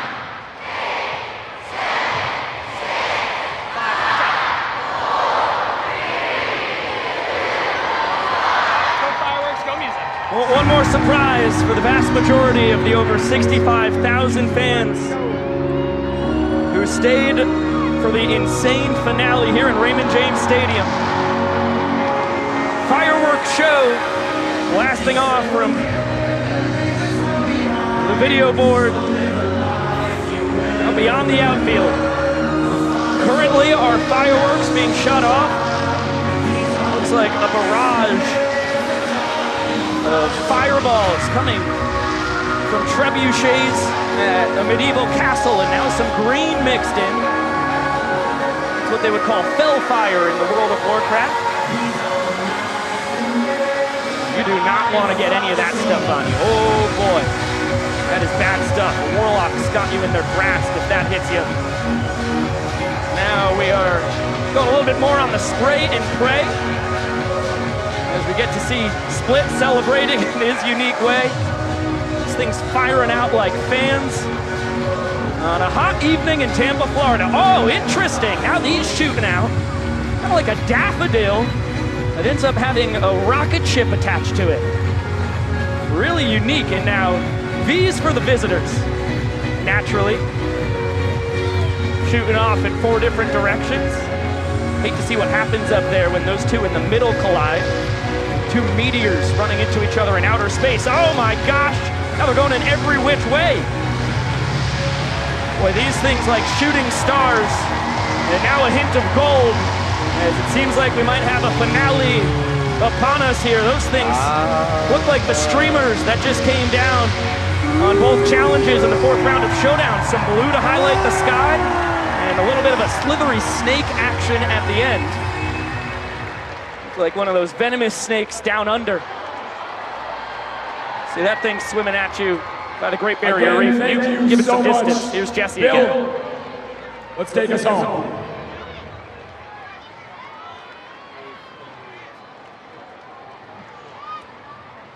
Tampa! Who had fun tonight? Thank you guys so much for showing up and showing out and bringing energy tonight. We can't thank you enough for all your love and support. Thank you for making our dreams come true out here tonight. We love you. Now before we go home, we're gonna break it down as one big banana ball family. So around the stadium, get your hands up high. We're gonna say fans first on 3, loud and proud as one big group. But I need to know, are you ready? 65,000 people. I said, are you ready? Here we go. First on 3. 3. We love you so much. Have a safe night, Tampa. See you soon. A special moment at the end there. The largest crowd in banana ball history. Those left of them after all the madness. They get to shout it out with the fans first, and now we'll get it down to Sam Bauman with Jesse Cole. Biko, Josh, yeah, I got the man in the yellow tux here. Jesse, this wasn't supposed to happen. This was not the plan for this season. In fact, there were people who said, you can't do this, you won't do it, and it's not going to work. What do you say to that? We've heard that every step of the way, and you know, we love trying to do things that people say can't be done, and I think that's what we've done since day one with Banana Ball. And to look out tonight and see 65,000 fans, and to see the experience and the magical moments, and the fact that it did work. This game was played at a high level, and Banana Ball showed out. You know, bring it. What's next? Jesse, I looked over during the national anthem. I know during yellow, I saw maybe some tears of joy. I saw some maybe taking some moments in, which I know you're a fast-moving guy. What's going through your mind in a moment like that? Well, I think about how big this has become, and not just the scale of it, but for all these players, for all the cast members, for everyone on our team.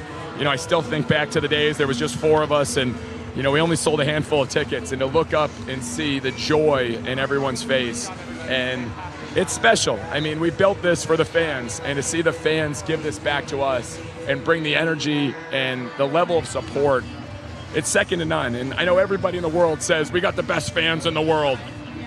Look around, 65,000 people. I will put our fans against any fan base in the world, bar none, because they were out here supporting us and they believed in us. And we hadn't proved that we could do this yet, and they still showed up. And I think they're going to be ready for the next one because tonight was special. And not only did they show up, Jesse, but with the entertainment, with the play on the field we came to. Jesse, it's 9:45 tonight. Our games are usually 2 hours, but these games entertain. They went down to the limit. I looked around, 65,000 came and 65,000 were here almost 3 hours later. What's that say about the sport that we have here? Well, it's pretty special. Banana Ball, you know, you have over 20 trick plays now in the regular, and to see the home runs, but just the level of play. These guys, I say from day one, these are some of the top level, not just Banana Ball players, but baseball players. They can actually play at a very high level, and it's fun to watch. But see, we even put a halftime show. We had guys coming out of pirate ships. We had the running of the Gingers, which is still just throwing my mind for a loop. We had Jake coming in on the scooter. We had all these big moments, and we were still able to play a great game and under our time limit. And then obviously the showdowns go 5 showdowns, which is crazy, but I'm proud. You know, it's a first night, and I know we're going to get better. Obviously, the ending wasn't how we would have written that up, and I've seen showdowns that are the best and most exciting in the world, and tonight we didn't have that, and we had the controversial challenge ending, which, you know, is not the way we'd like it, but it's the only way that we can get better now. And so the next one, bring on the showdowns, bring on 65,000, bring on 70,000, bring on 75, bring on 81 at Clemson. We're ready, because even the fans in the upper deck, as I spent a lot of time on our players, you could tell they were into it every pitch, and that's just a testament to the players, the cast, and the game of banana ball.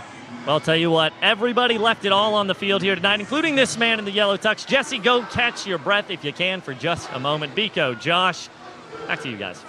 Thanks, SB. Thank you for the time and the insight. As always, Big Yellow. Let's take a look at the numbers behind the first ever banana ball game in a football stadium. It ended up being a marathon, with the Nanners coming out on top 11-10 after 4 rounds of showdowns. Yeah, it was a back-and-forth contest. It seemed like it was going to be Bananas' dominance at the beginning of tonight's ball game, but the Party Animals scratched and clawed their ways back in 3 of the final 4 innings to push us into showdowns, and D.R. Meadows wound up the hero. But Robert Anthony Cruz was the showman of the game yet again this year for the Bananas. His 5th Showman Award, which paces all players, had the walk-off in the first inning of play, also had a rack flip, his 9th in 2025, and you can't forget about the no-doubt home run that came as well. And of course, when you've got a guy like Robert Anthony Cruz, you're going to get some acrobatics when he comes across to score.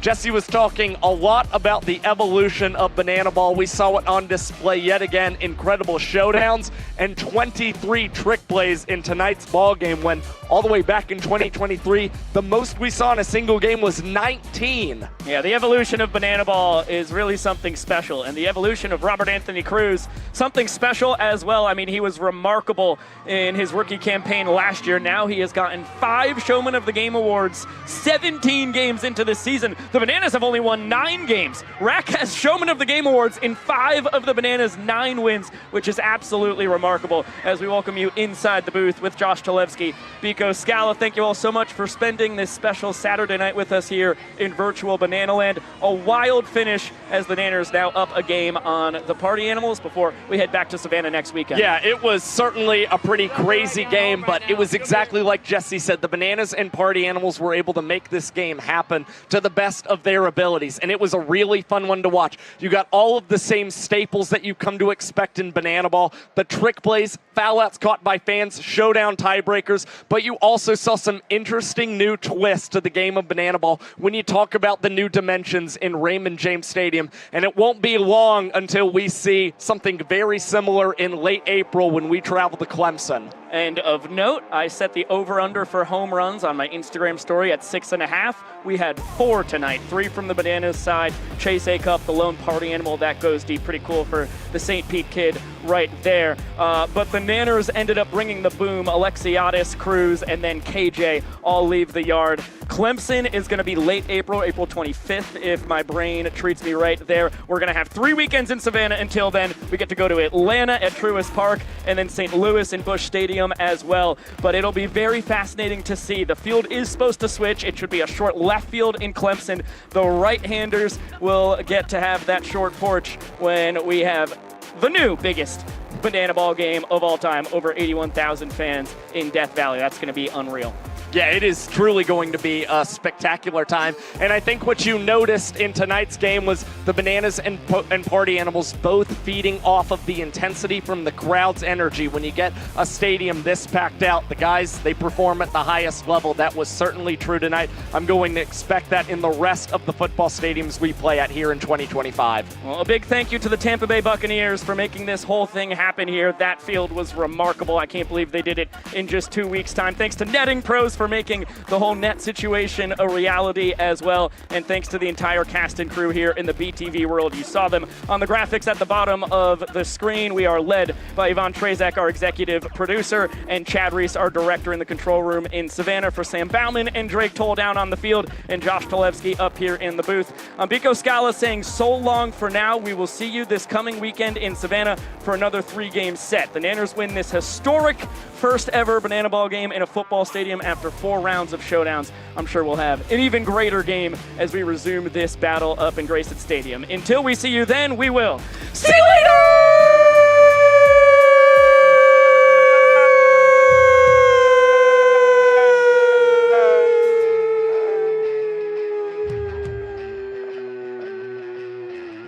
Thank you, Mini Bros.